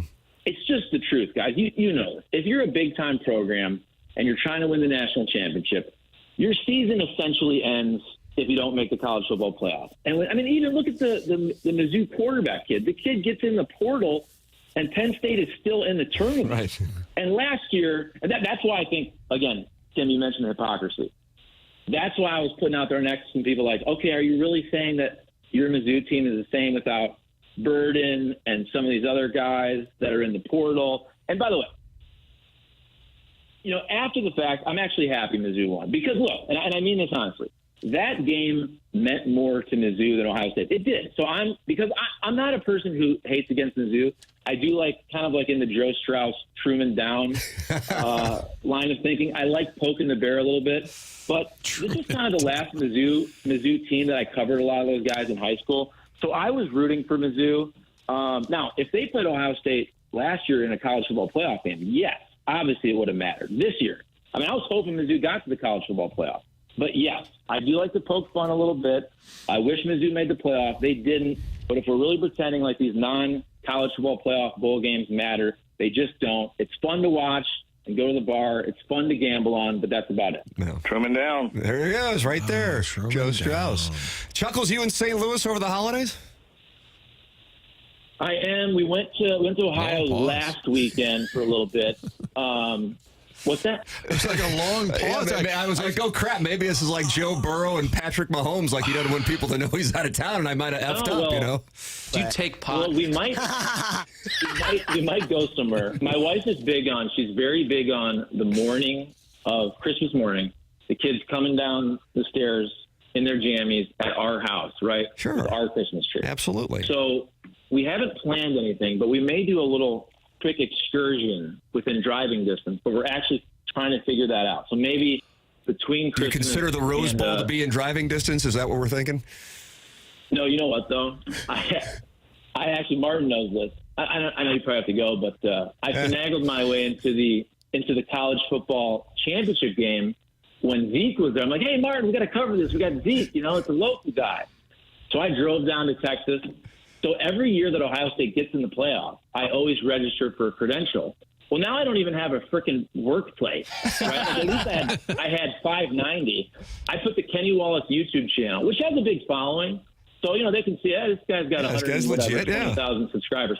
So I did apply for a credential for just the national championship game it's Atlanta, right? Yeah, it's in Atlanta. Yeah, like the 21st, I think.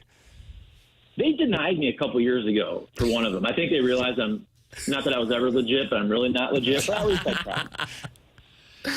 You should just put down like the Decatur Gazette Review Press, and then just see if it works. Well, it's funny, and we can negotiate this live on air, Martin. I was thinking, what if Fox 2 could bring me back? You don't even have to pay me. I think they'll like that. Yeah, that's kind of where the industry's going. Good start. You got a shot. What else are we talking? We share content a little bit. Like, I help you with YouTube, you help me, but I at least have the Fox 2 brand for trying to get credentials. Not really to cover these games, just the big games I want to go to as a fan and pretend I'm covering them. Okay. I like pretend coverage. Yeah. How about that? That's I think your it's brand. a reasonable That's negotiation. kind of your brand, pretend coverage. I'm just being honest, though. I like how you made Christmas morning. My wife's really into this thing where the kids come down there. Like, that's pretty much SOP. I think standard operating. Our family gets really kind of wacky. We just let the kids come down and open presents. It's Christmas morning. I'm like, yeah, I think that's normal. Well, how about that Music City Bowl? Roll on down to Nashville. Yeah, you can cover that one, too. Truman up. It was. A lot of people go south. They'll go to Florida, right? Great weather. But it's different. It's not your house on Christmas morning. That's what I meant.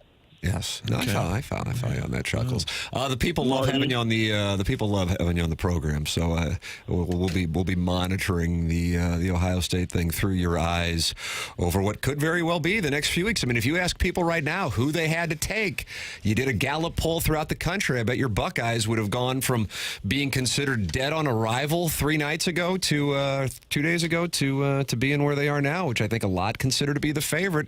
Charlie, people are thinking the Buckeyes might win the whole damn thing now, huh? I would put money on the winner of Ohio State, Oregon, for sure. I'm not overlooking Oregon at all. And they I know that. deserve this. I feel bad for them. Yeah. Right? They should be in previous years. They should be in the championship game. And they have the toughest game of the 4, I think. Yeah, they can go Oregon, Texas, and then whoever comes out of the bottom half of the bracket, which was clearly lighter the moment that thing came out, much less that pod with Tennessee, Ohio State, and Oregon. Chuckles, always enjoy having you on the program, man. Great to BS with you. Congratulate to the Buckeyes and keep pointing out the hypocrisy on Twitter of college football. It's a wonderful task. It is. Love it. Love you guys. And we can say Merry Christmas again. We can say Merry Christmas again. Merry Christmas. Merry Christmas to you and yours, Chuckles. All right, see you, Chuck. I think he had somewhere to go. He's Merry Christmas. filling out I'm like, for real, credential forms. I asked just in passing because I know they'll travel, something because he's from Ohio, and I'm like, oh, maybe he didn't want me to, I don't know if they had problems like the Mahomes, Kelsey, Burrow. I'll stand guard. You'll be outside. Yeah, I'll stand guard. I want refrigerator privileges, please. It did seem like a notable pause, and I was thinking the same thing. Maybe he's surprising his wife with a big trip. Oh. And he didn't want to That's when you lie. That's when you really throw him off the scent by saying, you think Jackson's in the YouTube chat and she's going to now be... Jackson's drop otter. That's Charlie's wife is Jackson's drop otter? Mugginass is the sponsor of our upcoming 10 o'clock hour, longtime sponsor. Jackson and I are going to go QFTAing on the TMA YouTube channel. We got to act quick because there's a sound story at 12:30, Jackson. So how excited are you? It's a hard out. You know there's a hard out. Yeah, rock hard out at that. Yeah, how about that? Chairman Curry, you can sit in on this at QFT if you want. I don't want to give you extra work, by the way. You got other things to do. That's not fair. But since I know you're going to be here for sound stories. He's got other things to do. The man drove to Columbus, Ohio, and turned around and came back. I'm so intrigued by that. I get in here and I see Martin and Jackson in the break room before we do the show, and they're like, yeah, the KG, I can't believe he did that. And I'm like, what happened? And like drove to Columbus. I go, what was going on? I'm like, holy crap. I'm like, but I have to tell you, it's like Forrest Gump just going, I just wanted to run. Yeah. I'm like, I just wanted to go. Like the freedom. I am so envious of that freedom. Yeah, I had a big week last week. Went to the Justin Timberlake concert by myself, and then 2 days later drove out to Columbus. If I'm waiting for people to say yes, I'm going to be waiting a long time, so I'm just going to do it. Wow. Slow clap. That's right there. That was the most insightful thing I've heard today. Yeah, good for you. Oh, thanks. Tied with Chuck saying we want to have our kids come down the stairs for Christmas morning. My wife's really into this. People hang their Christmas trees from the ceiling. So anyway, QFTA, T McKernan at InsideSTL.com. That'll be up on the TMA YouTube channel right at around like 11:10. And then hard out 12:30 because there's a sound story coming up, so Jackson will be thrilled. Mugginass, St. Louis Acura, Mugginass Burkhardt, Alton Toyota, sponsor of the Tim McKernan Show podcast, longtime sponsor of TMA. And they got a secret number for our audience, 314-252-0029. That's 314-252-0029 for you to call or to text. Mugginass, St. Louis Acura, Mugginass Burkhardt, Alton Toyota. Send your emails in, Design, Air, Heating, and Cooling email today in an hour. This is TMA, presented to you by Brown and Crouppen on 101 ESPN.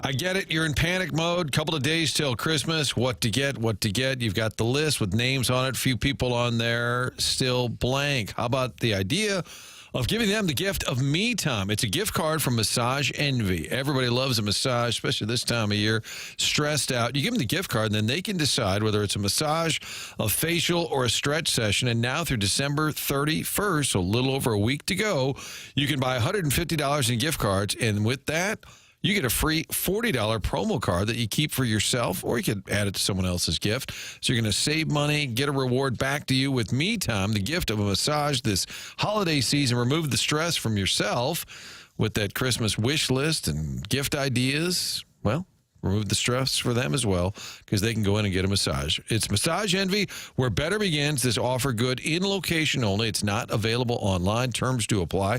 See franchise location for details this holiday season. Give the gift of me time with Massage Envy.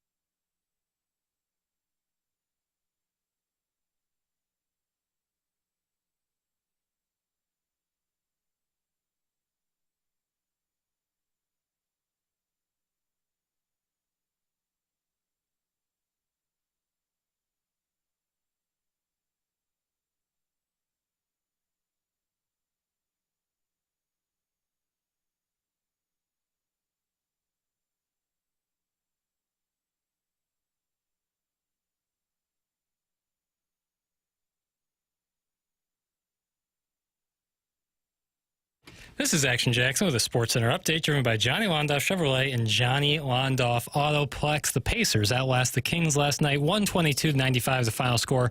Benedict Mathurin, only 4 points, but a plus 27 in that plus-minus column. That matters. That was another Sports Center update driven by Johnny Londoff Chevrolet and Johnny Londoff Autoplex. See them at Londoff.com. Chevy, together we drive. Are you kidding me?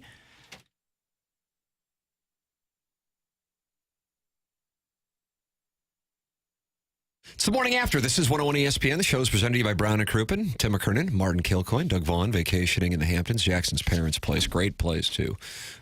Jet skis that you take out in the Atlantic Ocean. Yeah, in late December. It's awesome. Don't fall in. What did you say earlier? It's not the nicest place. I mean, it's not the nicest, like, on the block. Like Billy Joel's and Howard Stern's. Right. Well, they have more land. That's the thing. Like, the house sizes are pretty comparable. They just have more land, but there's more tree-lined areas at my parents' place. So even though there's not that much land, it's a little more private, which I personally like. So clam bake, Doug's doing the clam bake tomorrow. I would have done it Wednesday, but what you got to do? I used to have Don Lemon on my radio show regularly, CNN guy. Did you really? Yeah. What's that relationship? Well, he was a St. Louis reporter, wasn't he? He was at Fox 2 for a little while. Is that right? What years? 98-ish, 99, only a year or two. Okay. And he wanted to anchor, and the news director at the time said, I don't see you as an anchor. And he promptly got a job in Chicago, Philadelphia, New York. And I was like, well, maybe that was a miss. That's But when I got the news talk job, they said, do you have any contacts in the news world? All your friends are sports people. Who could you have on regularly? I said, boy, pretty limited list, maybe Rudy. I don't know. Like, who could I get to be on the show? And I said, I did work with Don Lemon. And the woman at the time in charge said, well, now who's that? And I said, well, he's on CNN. He was doing weekend shows. And I said, but he could comment on national stories. So Randy and I started having him on because we had worked together. And he was just kind of getting a little more known. And then during that election, he interviewed Trump a bunch of times. Before Trump hated him, they knew each other in New York somehow. So he got a ton of interviews, sit-downs when Trump was running for president the first time. Anyway, the long story short, one of the segments he was talking about, he bought a place in Long Island, out in the Hamptons. Don Lemon did? Yeah. And so, and then he said, maybe I need to get back into TV. And so he said on the show, oh, you should come out sometime, Martin, or whatever.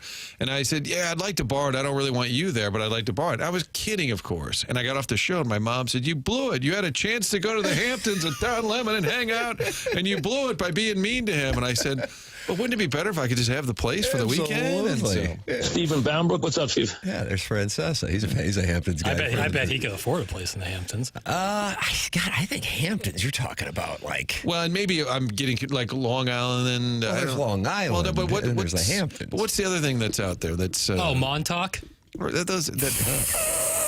Jackson was happy to jump Fire Island? Chairman Curtin, you caught that. Fire Island. Montauk or Fire Island? I don't want to get too specific. But are they all palatial mansions? I mean, that's what Southampton. I mean, yeah, you're going to be talking like where Seinfeld and Billy Joel and Bon Jovi live. Yeah, they live on massive, massive places right there on the water. But there's other places like Montauk in the Hamptons, which is not. Yeah, I don't know specifically where it was. Well, I vacationed there, all of those places. Yeah, so Jackson can tell you if you have any questions. You can point out Don Lemon. You look like you're ready for questions. You are. I've never seen somebody say Montauk with so much enthusiasm. Yeah, you want to go to Montauk? We could do a remote. I wouldn't mind that. That'd be fun. Ricky Summers says, "Oh wow, a drop." Oh, get lost. Jackson's drop order says, drop number 3, huge show, Pills. You played more than 3 drops today. Played like 10. He's going to have to grow up. Joe Buck. That was talking about my dad, too. And then this one was from Friday. Season 2024. Sitting this one out. I like that drop a lot. Said this is where we're at. Joe was a drop fest on Friday. He was having a big program. Did you clip off like crazy there? Oh, yeah. I mean, he had a ton. Vitale, too. Well, you boys had a good clip from him on the Cardinals. He got after it a little bit with the Cardinals on Friday. What's a rip, man? I'm telling you. Yeah. That was on the TMA social media channels. By the way, we wound up raising close to $13,000. And I say we didn't do a damn thing. For Annie's Hope, the audience, the listeners did. $13,000. I mean, I saw Amy, Jay's longtime girlfriend from Annie's Hope, at the TMA Toy Drive at Hot Shots in South County. Martin, you were there, of course, with Kim and Jackson and Chairman Kurt and Doug and myself, all there. And I said, I want to help. In my mind, I don't like to tell somebody how much I think we'll raise, because if we don't do it, I don't want to, it's like when we raised the money for Larry Nickel. And his mom said, I mean, if you guys could somehow raise $10,000, that would mean the world to us. And in my mind, I'm like, I think we can do that, but God, I don't know what's going to happen. And then the audience raised like $65,000 for the guy. I mean, it was just the greatest thing ever. It's such a tribute to the loyal listeners of this show for so many years. And then here you go with Annie's Hope. And in my mind, I'm like, God, maybe we can do 5,000. I don't know. I'm not going to say it because I don't want to then all of a sudden we raise 1,000, which is a nice amount of money, don't get me wrong, but then you feel like you didn't come through for somebody. Right. And then the audience goes and does 12, 13,000. Joe was texting me on Friday night, Martin, saying, hey, what's the link to that? I want to make sure I donate. Awesome. Just God bless. So tip of the cap on that. That was outstanding because that was kind of a spur of the moment. Totally. Yeah, that's the thing about it. Yeah. And it's a tip of the cap to the audience. All right, send your emails in for the Design, Air, Heating, and Cooling email of the day, the morning after at InsideSTL.com. I would imagine a friend of the program and advertiser, Dr. Brandon Pryor, his daubers down a little bit. I know he is a big Tennessee Volunteer fan, and it just didn't get going. I guess maybe there at the tail end, you're thinking, okay, not the tail end of the game, that they might have had a little rally, but not to be, and that always sucks. It's not that they were even remotely close. I was so excited for the Missouri A&M game, and I'm like a half hour in, I'm like, oh boy, ain't going to happen. If you're all excited about your college football playoff appearance and your Tennessee, a little different mindset than at least SMU and Indiana, most likely. You're going, oh my God, we got blown off the field. This sucks. Dr. Brandon Pryor is with 100 West Dental, online at 100westdental.com, 636-585-0100. If you are interested in Invisalign, let them know that I sent you their way, and you get $1,000 off an Invisalign package. If you're on the fence about Invisalign at 100 West Dental, they have a digital scanner that can show you a simulation of what it'll look like before you even go through with it. It's 100westdental.com. No phone calls needed to get in. Just check the calendar online for availability and book right then and there. No insurance, no problem. The membership plan aids in the cost of dental work for those who don't have dental insurance. It's 100westdental.com. Dr. Brandon Pryor. This is the Morning After, presented to you by Brown and Crouppen on 101 ESPN.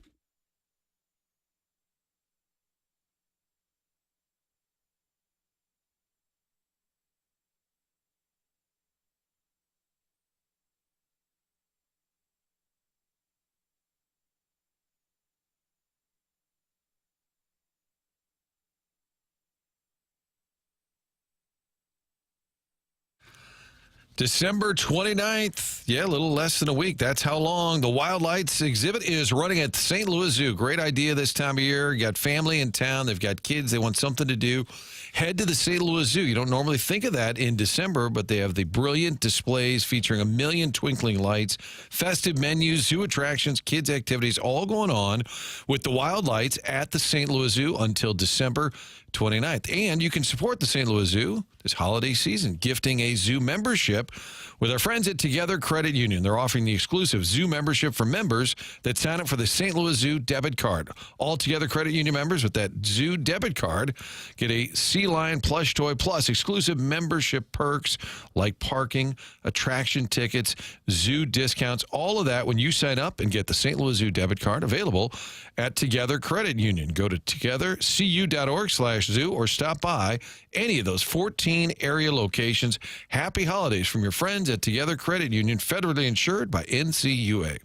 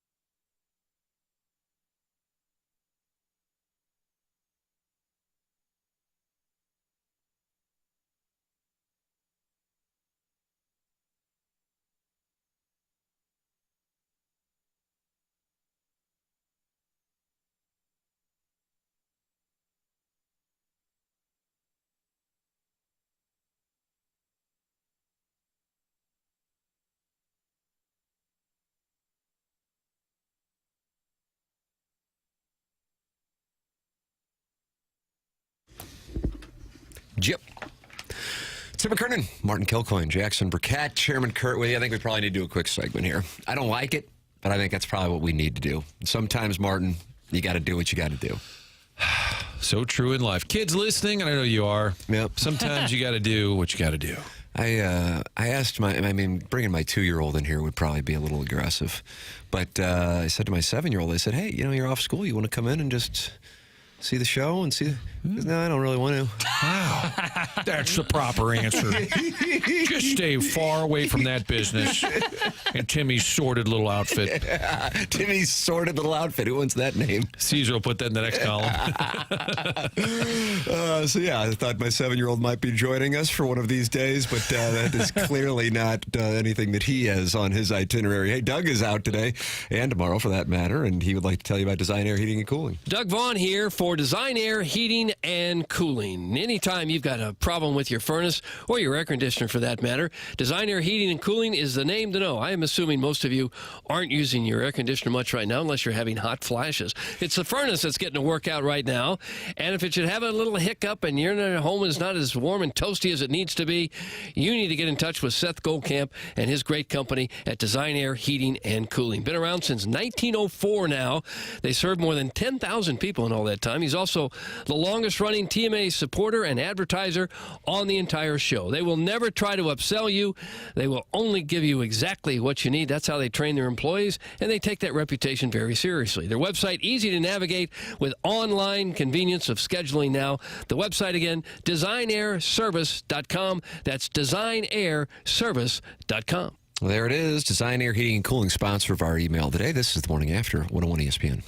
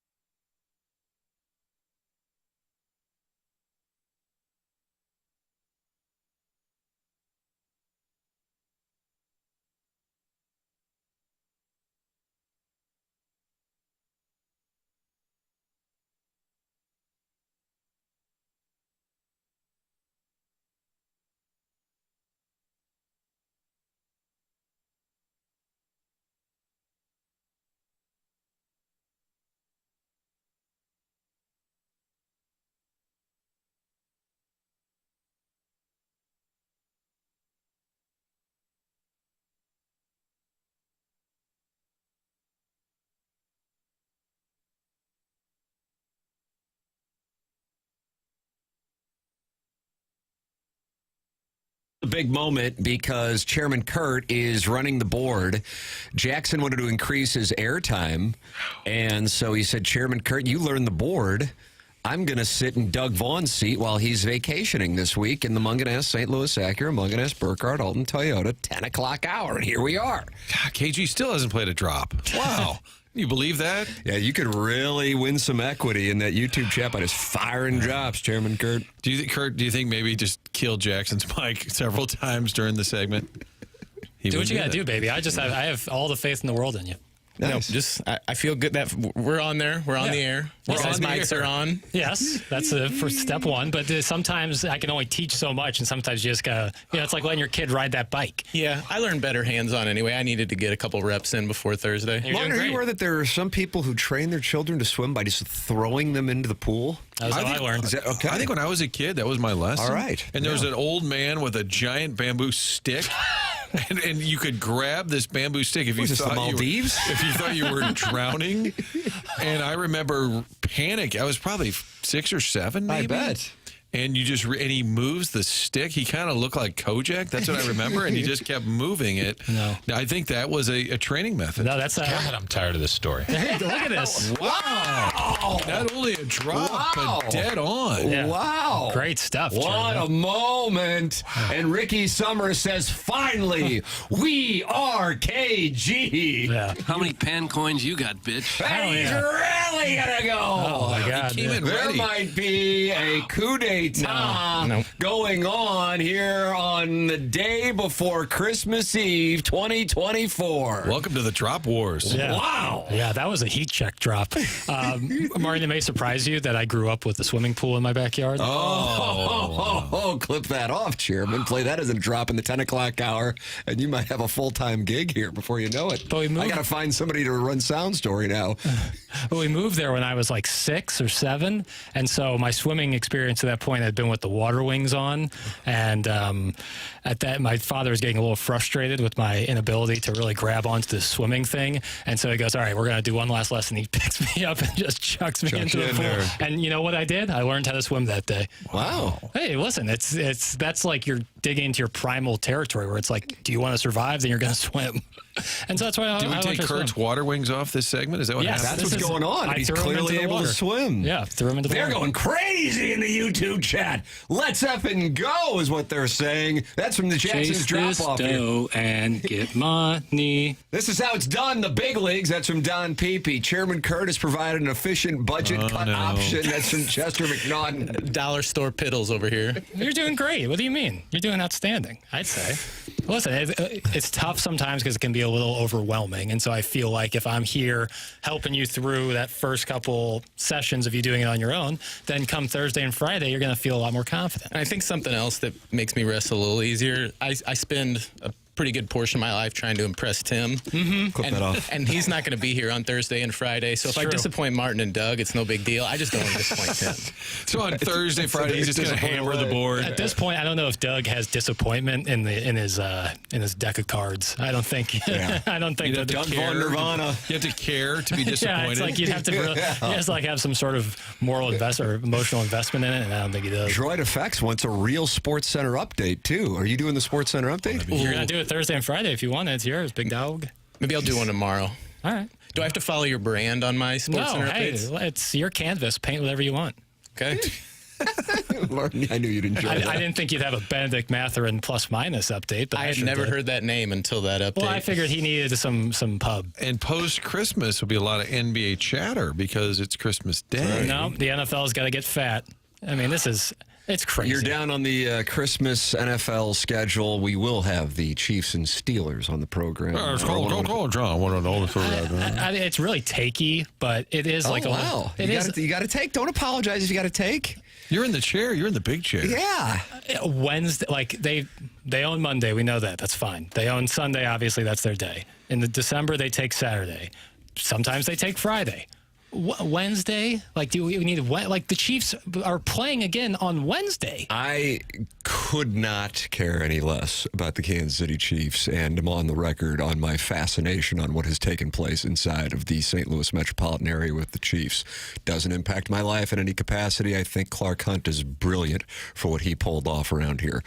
With that said, if I were a Chiefs fan, and if one of the key players to the Chiefs got injured on Wednesday, when they're in this run, I would be raging about it. Raging about it. Because I think you are putting players at risk by the schedule that the Chiefs have.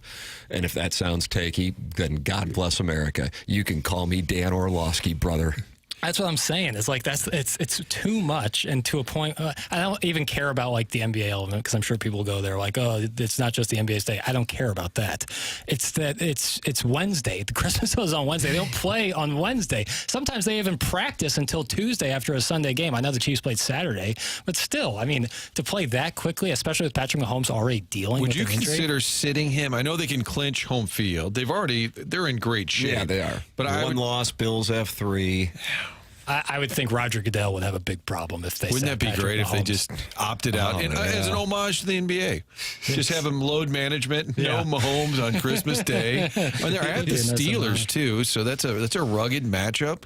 I would consider it if I were all the internal meetings, all the analytics. Wouldn't you say, hey, does it make sense to sit Mahomes coming off the ankle injury? He did played on Saturday. I think it's 3 games and. Is it 8 days or 11 days? 3 and 11. 3 and 11. Something insane like that. It's crazy. It's crazy. And I don't even like Christmas. Yeah, that's what Mad Dog said. I do like Christmas. He was mad about the starting time. He said it was Weird convenient for take. Pakistan. Yeah, that was a weird I don't know take. why people in Pakistan are worried. Like 1 o'clock is like on Christmas. I don't know about you gentlemen, but it's fine. On Christmas Day, once you hit the afternoon, like you're kind of looking for something to engage your people. I don't know. NFL is on Netflix Wednesday.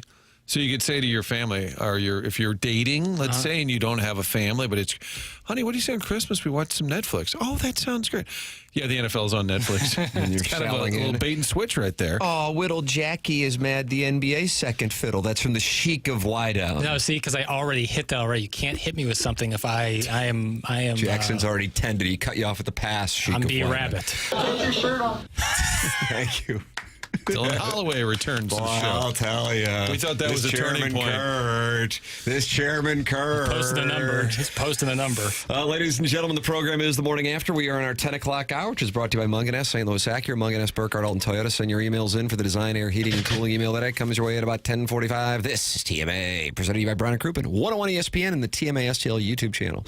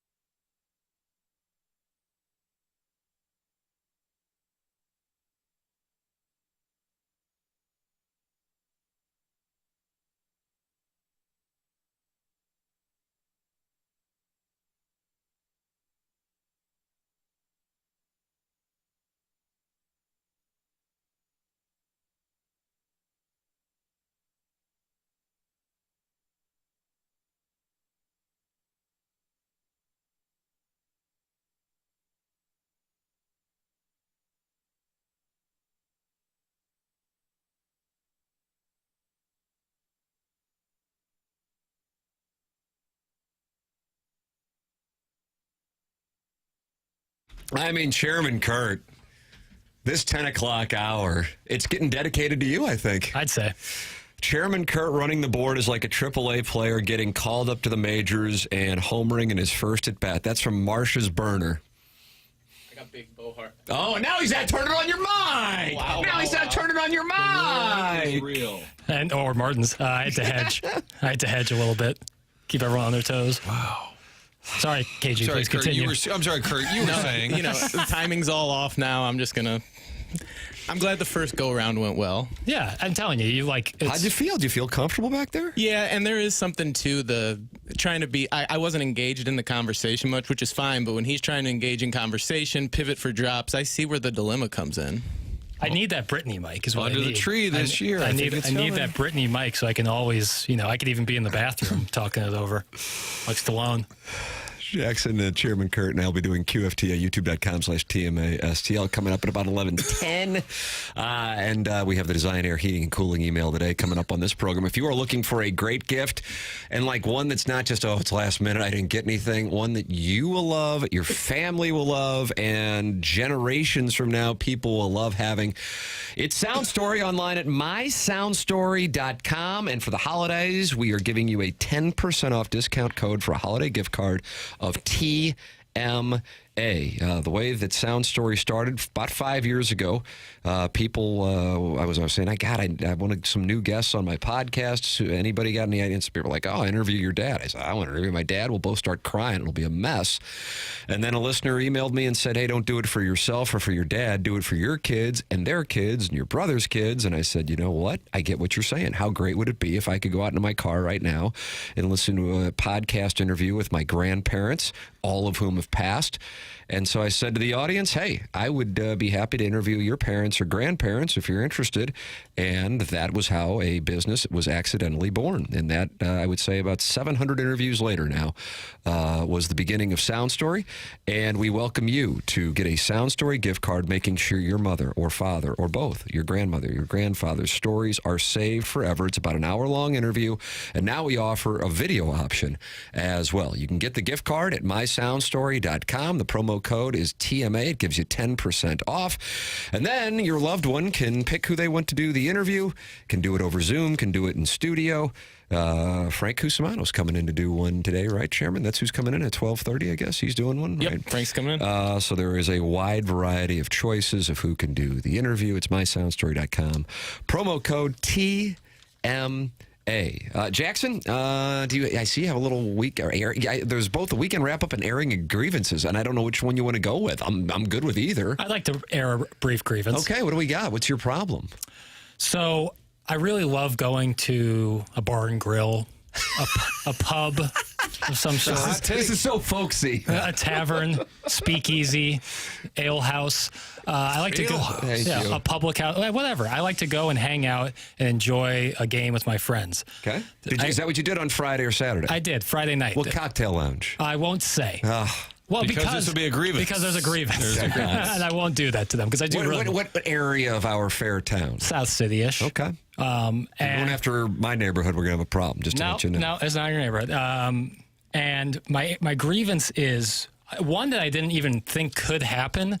But when you have multiple TVs on a game, and one of the TVs is about 10 seconds behind another one, it makes that TV unviewable. Therefore, making that area of the bar and grill unsittable, because if you're watching a game that's 10 seconds behind another TV, people are reacting. And when I brought this, it wasn't even a grievance, just a question. I didn't think I got a reciprocated concern from the people. From the barmaid?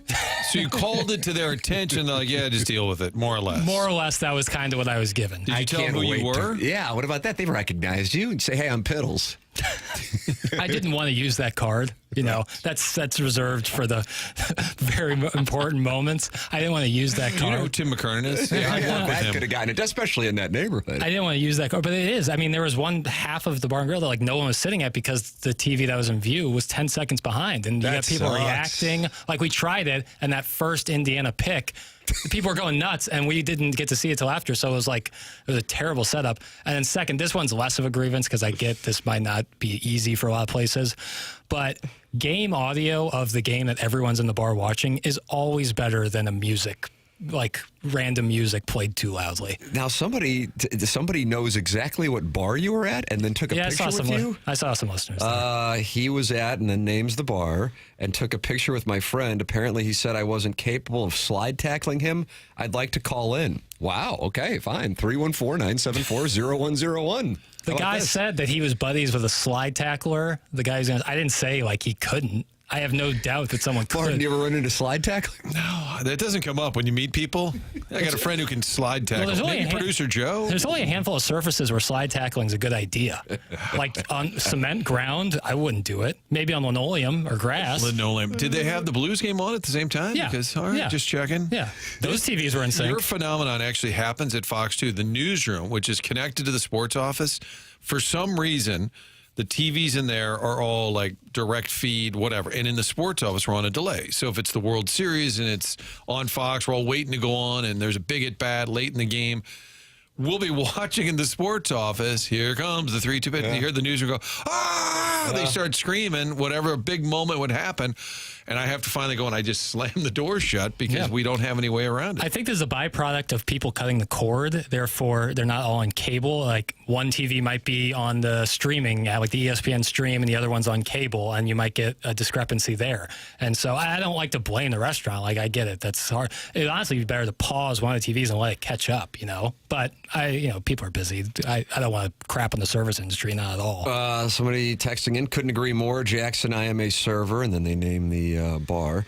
And quite often, one area of the bar spoils the next play for another area because of this problem. Yeah, and I think a really big issue with that is the streaming versus the cable. Like if you have some TVs on cable and some on streaming, it's really good. That's going to be a problem. So in the middle of the dinner rush, you asked a server to change a TV so you could air a grievance. You are the Karen. That's from Chester McNaughton in the YouTube chat. This place does not serve food.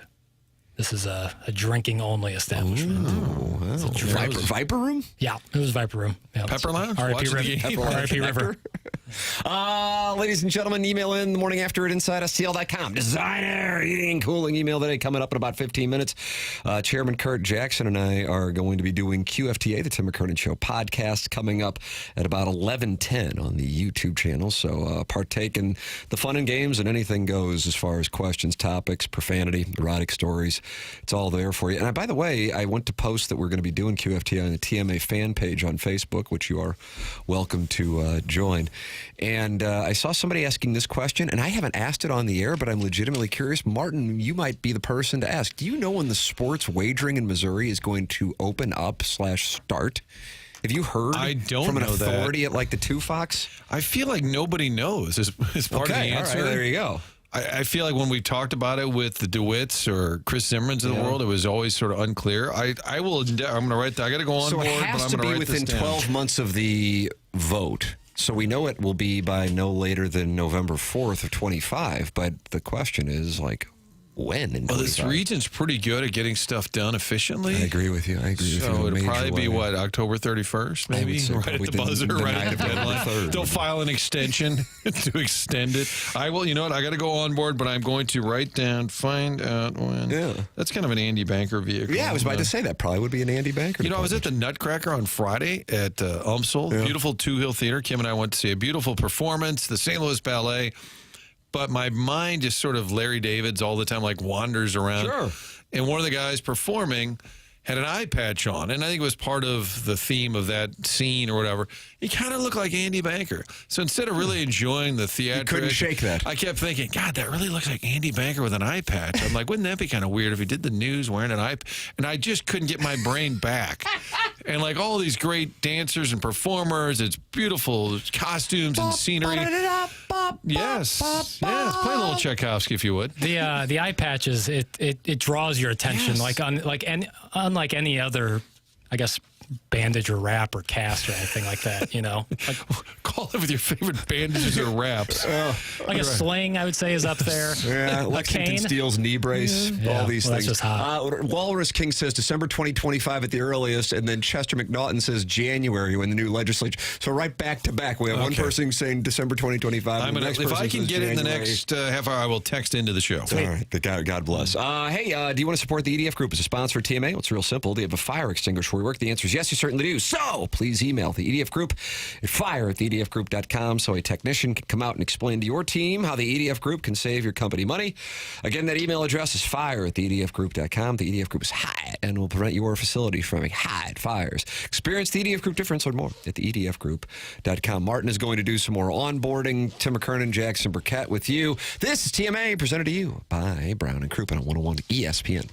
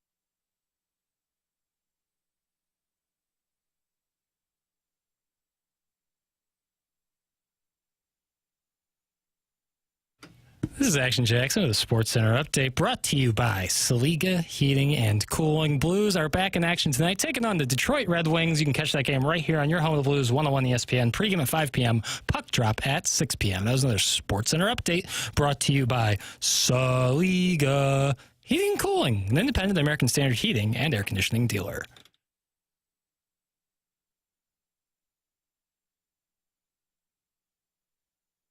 Welcome back to TMA 101 ESPN. We have the Design Air Heating and Cooling email today coming up in about 5 minutes. BK and Ferrario at the top of the hour. And Jackson has a question for us from the weekend, and I can't wait to hear what it is. I'm ready to go. Does college football need a real commissioner? What are some things stopping the NCAA from making sweeping uniform decisions to take care of some of the obvious weak points in the college football landscape? Money, because it is not an organization that wants to have equality, and therefore to have somebody come in and attempt to rule over conferences and schools that do not want to be treated equally is an impossible task. Thank you. It's a good. I will now yield the remaining 2 minutes of my time to the gentleman from Horton Watkins. Sweet. I had another question that was more amped to ask anyways. I thought you were going to give an answer. No, we can't really. That was a good answer, so I could take it up, but I won't. What are some furniture or home decor trends from years gone by you'd like to see make a return? Wow. I'm caught. I'm like Beltran and Wainwright at Shea Stadium in 2006, frozen by the breaking ball. Like a conversation pit? You guys miss a conversation pit? I don't even know what a conversation pit is. It was like that sunken living room that would have like a circular couch thing. A conversation pit. Yeah, I think those could be wall-to-wall shag carpeting, Really fun to play on. Sure, as a young tyke. Yeah. Absolutely. Yeah, I think that could be fun. A lot more like in-home water features, like a koi pond inside. Well, that's very Ledoux of you. I have a buddy up in the north side of Chicago. His family's house has a koi pond inside. North side of Chicago isn't exactly. You pro bidet? Flip that off. Dubious. I'm dubious. You're dubious of bidets? I don't see how you get dry. I feel like you're walking around with a wet ass. 974-0101. Don't you dry yourself off after you're just walking out wet? When I use the bathroom, brother, there's no part of me that's getting wet. I'm talking about with a bidet. I've never used one. Oh, you've never done it. Right. Well, you would just dry yourself off. With a towel? No. Paper towel, like a toilet paper? Yeah, that won't do the job. That won't do the. You ever try to wipe something off with toilet paper? I think some of the newer ones also have like a jet feature that kind of. Now I'm blowing hot wind. No, I'm out. You got to try it. You can't reinvent every wheel. I'll just say that. Like people have been taking care of business for a while now. Europeans, and you believe Europeans are greater than Americans, right? Western Europeans. I can't believe that Americans don't have bidets all over our land, Jackson. So I'm surprised that you're dubious of bidets, considering you consider Europeans, Western Europeans, as you were so specific, to be superior to us. My father just texted me that our bidet, and he said I was unaware that he procured a bidet, has a dryer. So you and your father share a bidet, but you were not aware of it. Apparently. And apparently has a dryer built into it, which is nice. What the hell is this question? That's from Jackson's drop auditor. A good one. People, instead of complaining, how about you give your answer? What do you miss? What do you wish more home decor featured? More recliners, lazy boys. It's all minimalistic now. I want big, hardy furniture. Stuff that's impossible to move out once you try to leave. Here's the thing. As you get a little older, you're going to realize you don't want all that stuff because the next time you have to move it, you're going to wish you had less. I'm looking to minimize. I want less and less. Yeah, that's fair. Like armoires? Do you have any armoires? Absolutely not. Yeah, that's a pain in the ass, I'll tell you that much. Jackson, would they still be Europeans if America didn't save them twice in world wars? It's from the 314. You'll have to listen to my podcast on contextualizing the world history. We're on episode 622, and we just got into... I didn't know you were the Dan Carlin of Hubbard. And we just got into Ivan the Terrible, so you'll have to wait probably another 2 or 3 years for us to get to World War II. But once we do, we're going to cover it. Yeah, I've started from the beginning, Mesopotamia, and now we're at Ivan the Terrible. I miss when this show played drops. Yeah, I bet. You're not getting any more of them with that kind of attitude. It's Christmas, man. They make bidet toilet seats. They have a dryer in them. We have one. Hubs loves it. I won't use it. TP works just fine. Sharon and Clayton. Ooh, that reminded me, like furniture. one, you remember like a covered toilet seat, like a cushioned one, gross, and then also completely black toilets. Like I was watching American Psycho the other day. Oh, and, that's like Scarface era. yeah, and Christian Bale but that movie came out in 2000. He's like using the bathroom and it's a black toilet. Awful. But I think it's supposed to like pay tribute to like the 80s. excessive nature of the early 80s in particular in the Scarface era. Totally. It's just, it creeps me out. Finance bros doing lots of horse, just like Tony Montana. Yeah, full circle, I'd say. Design Air sponsor the email today. It's coming up. Design Air Heating and Cooling online at designairservice.com. And that's Seth Goldcamp, and he's a wonderful gentleman.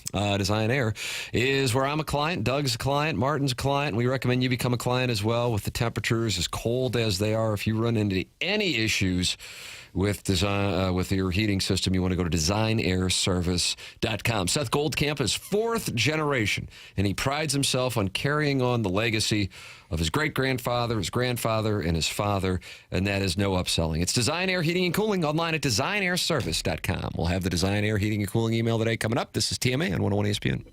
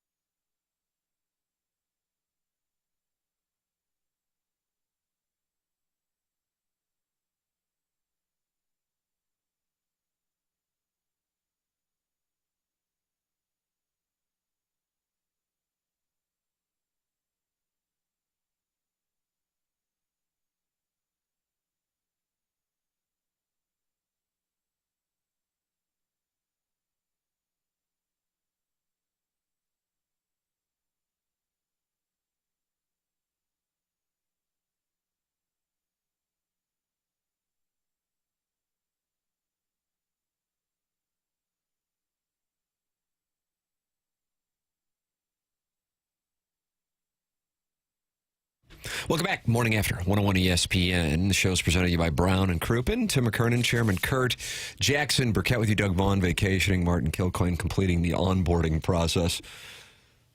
I don't know what we're going to say in 2025.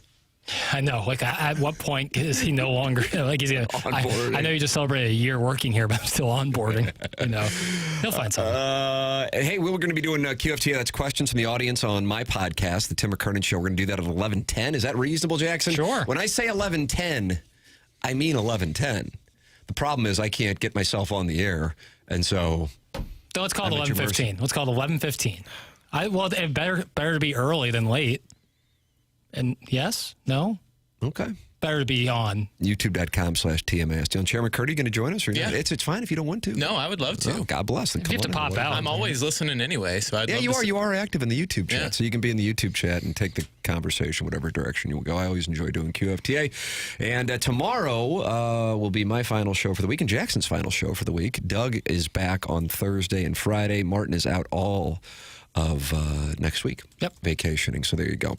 Let's see. Ladies and gentlemen, it's time for the Design, Air, Heating, and Cooling email of the day. Happy Festivus, lads.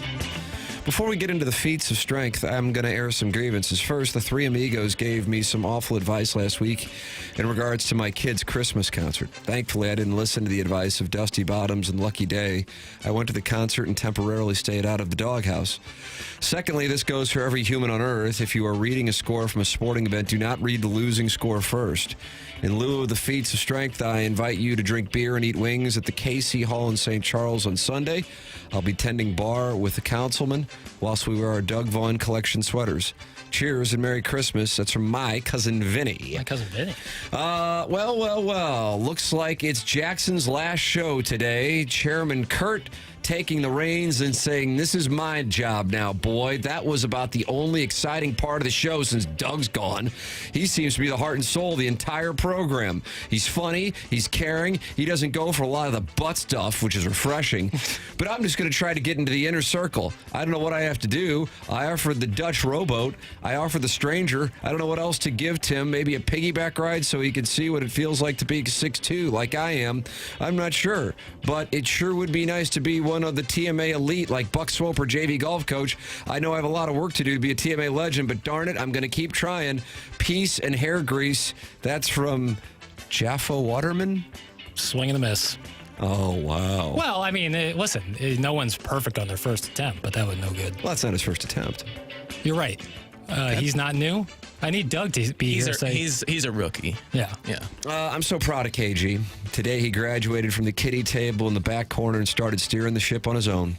I'm reminded of the time in third grade that the captain let me steer a duck boat in Branson. I was scared to death and begged for the captain to take back over so I didn't crash and kill my family. The difference here is the fact that Chairman Kurt isn't afraid. He started firing drops immediately, something the NBA boy is too scared to do. That's right. You could tell Jackson was scared of a possible Wally Pipp situation because he promptly vanquished KG to the back burner out of fear. It was cute to see Kurt back in his familiar location with a proud grin on his face. I like seeing KG peek over Martin's shoulder, kind of like a little cartoon angel whispering in Kilcoyne's ear.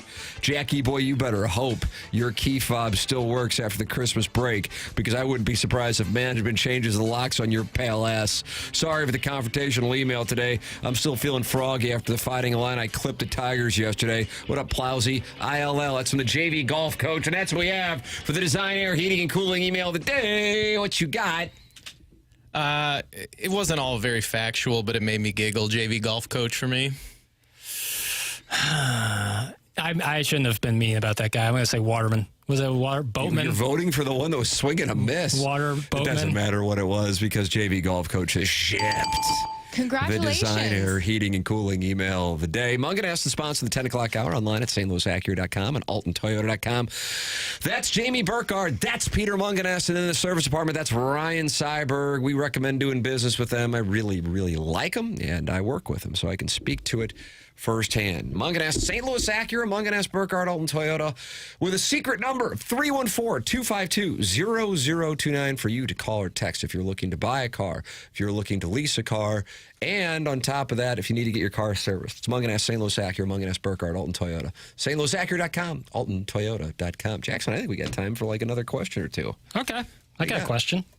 fire this up here. Sorry, my laptop was down for a second. Oh, I don't know what like the timeout that we're supposed to be out, and I'm like, we got 5 minutes. I'll do another one if you got one. If you don't, I mean, you do all this work, we don't get to it.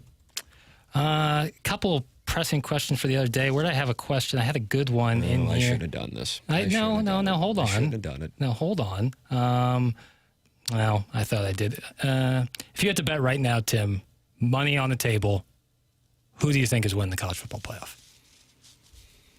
My value play is Boise State, for the record. And they're going to get, I'm crowdsourcing, they play... they're getting double digits against Penn State. Penn State. You didn't know, I thought you were asking for the spread. No. I was playing Penn State. Penn State. I just think Boise State is being overlooked. Yeah. And hey, if they get worked over by Penn State, I will accept what's coming my way. But I'm just like, hey, they played the number one team in the country, and they lost on a last-second field goal, and that's their loss. I'm just like, you're getting caught up in the brand. Here's this. Do with it what you want. I'm not trying to preach. I'm just telling you my observations on college football. People get caught up in the last game the teams played. So right now everybody's like, Ohio State. Fine. And then people get caught up on the names. Yeah, 100%. And in 2025, which is what it will be when they play, it's a totally different game than it used to be. Guys who were second string and wanted to play at big-time programs can now transfer. And as long as they're playing and getting money, they don't care. I mean, hey, it's great if you can do it in Tuscaloosa or Athens or Columbus, but if you can't, it's just changed the game so substantially. Now, if Ohio State or Texas or Oregon wins the national championship, of course, I wouldn't be surprised by any means. But I'm just saying, I think minus Arizona State, I don't look at a team and go, yeah, I'd be really surprised. Right. I know the world would be shocked if Boise State won, but just as far as getting, I think they're plus 7,500 to win the whole thing, and they got to win 3 games. I'll throw something on that. If you said you take a bullet to the head if this team doesn't win, so you got to pick. I would say it's so boring, but I would say Oregon. Yeah, that's where I'm at too. You know? Yeah. Speaking of Penn State, did it frustrate you at all watching that Tyler Warren, their tight end, number 44, who's so dynamic? How creative they get with him, and when you think about like Luther Burden's career at Mizzou and how like some of that creativity seemed lacking in terms of getting the ball to your star. I think it was. Yeah. It was lacking. Yeah. Yes. I mean, they lined him up at quarterback at one point. Like, I mean, they make sure if there is a key play that the ball is going to be in his hands. Right. And so that's why, for me, when I was watching, I was like, could have been Luther Burden. And then who knows where we're at? Who knows, KG? Getting ready to head to the Rose Bowl to take on Oregon? That's where I would go into serious credit card debt so I could go see that game. That's where I would go, because that's the one, like that's the place where I'd want to see a bowl game more than anywhere. Well, if Missouri could have figured out how to stop Trey Mason, they would have been playing Jameis Winston there. I didn't have a credit card at the time, so I couldn't have gone to that. I would have been at that one. All right, time for us to go. BK and Ferrari are up next for Jackson Burkett, for Chairman Kurt, for Martin Kilcoyne, for my brother Kevin, for the vacationing Douglas Elvin Vaughn. I'm Tim McKernan. This has been TMA, presented to you by Brown and Crouppen on 101 ESPN.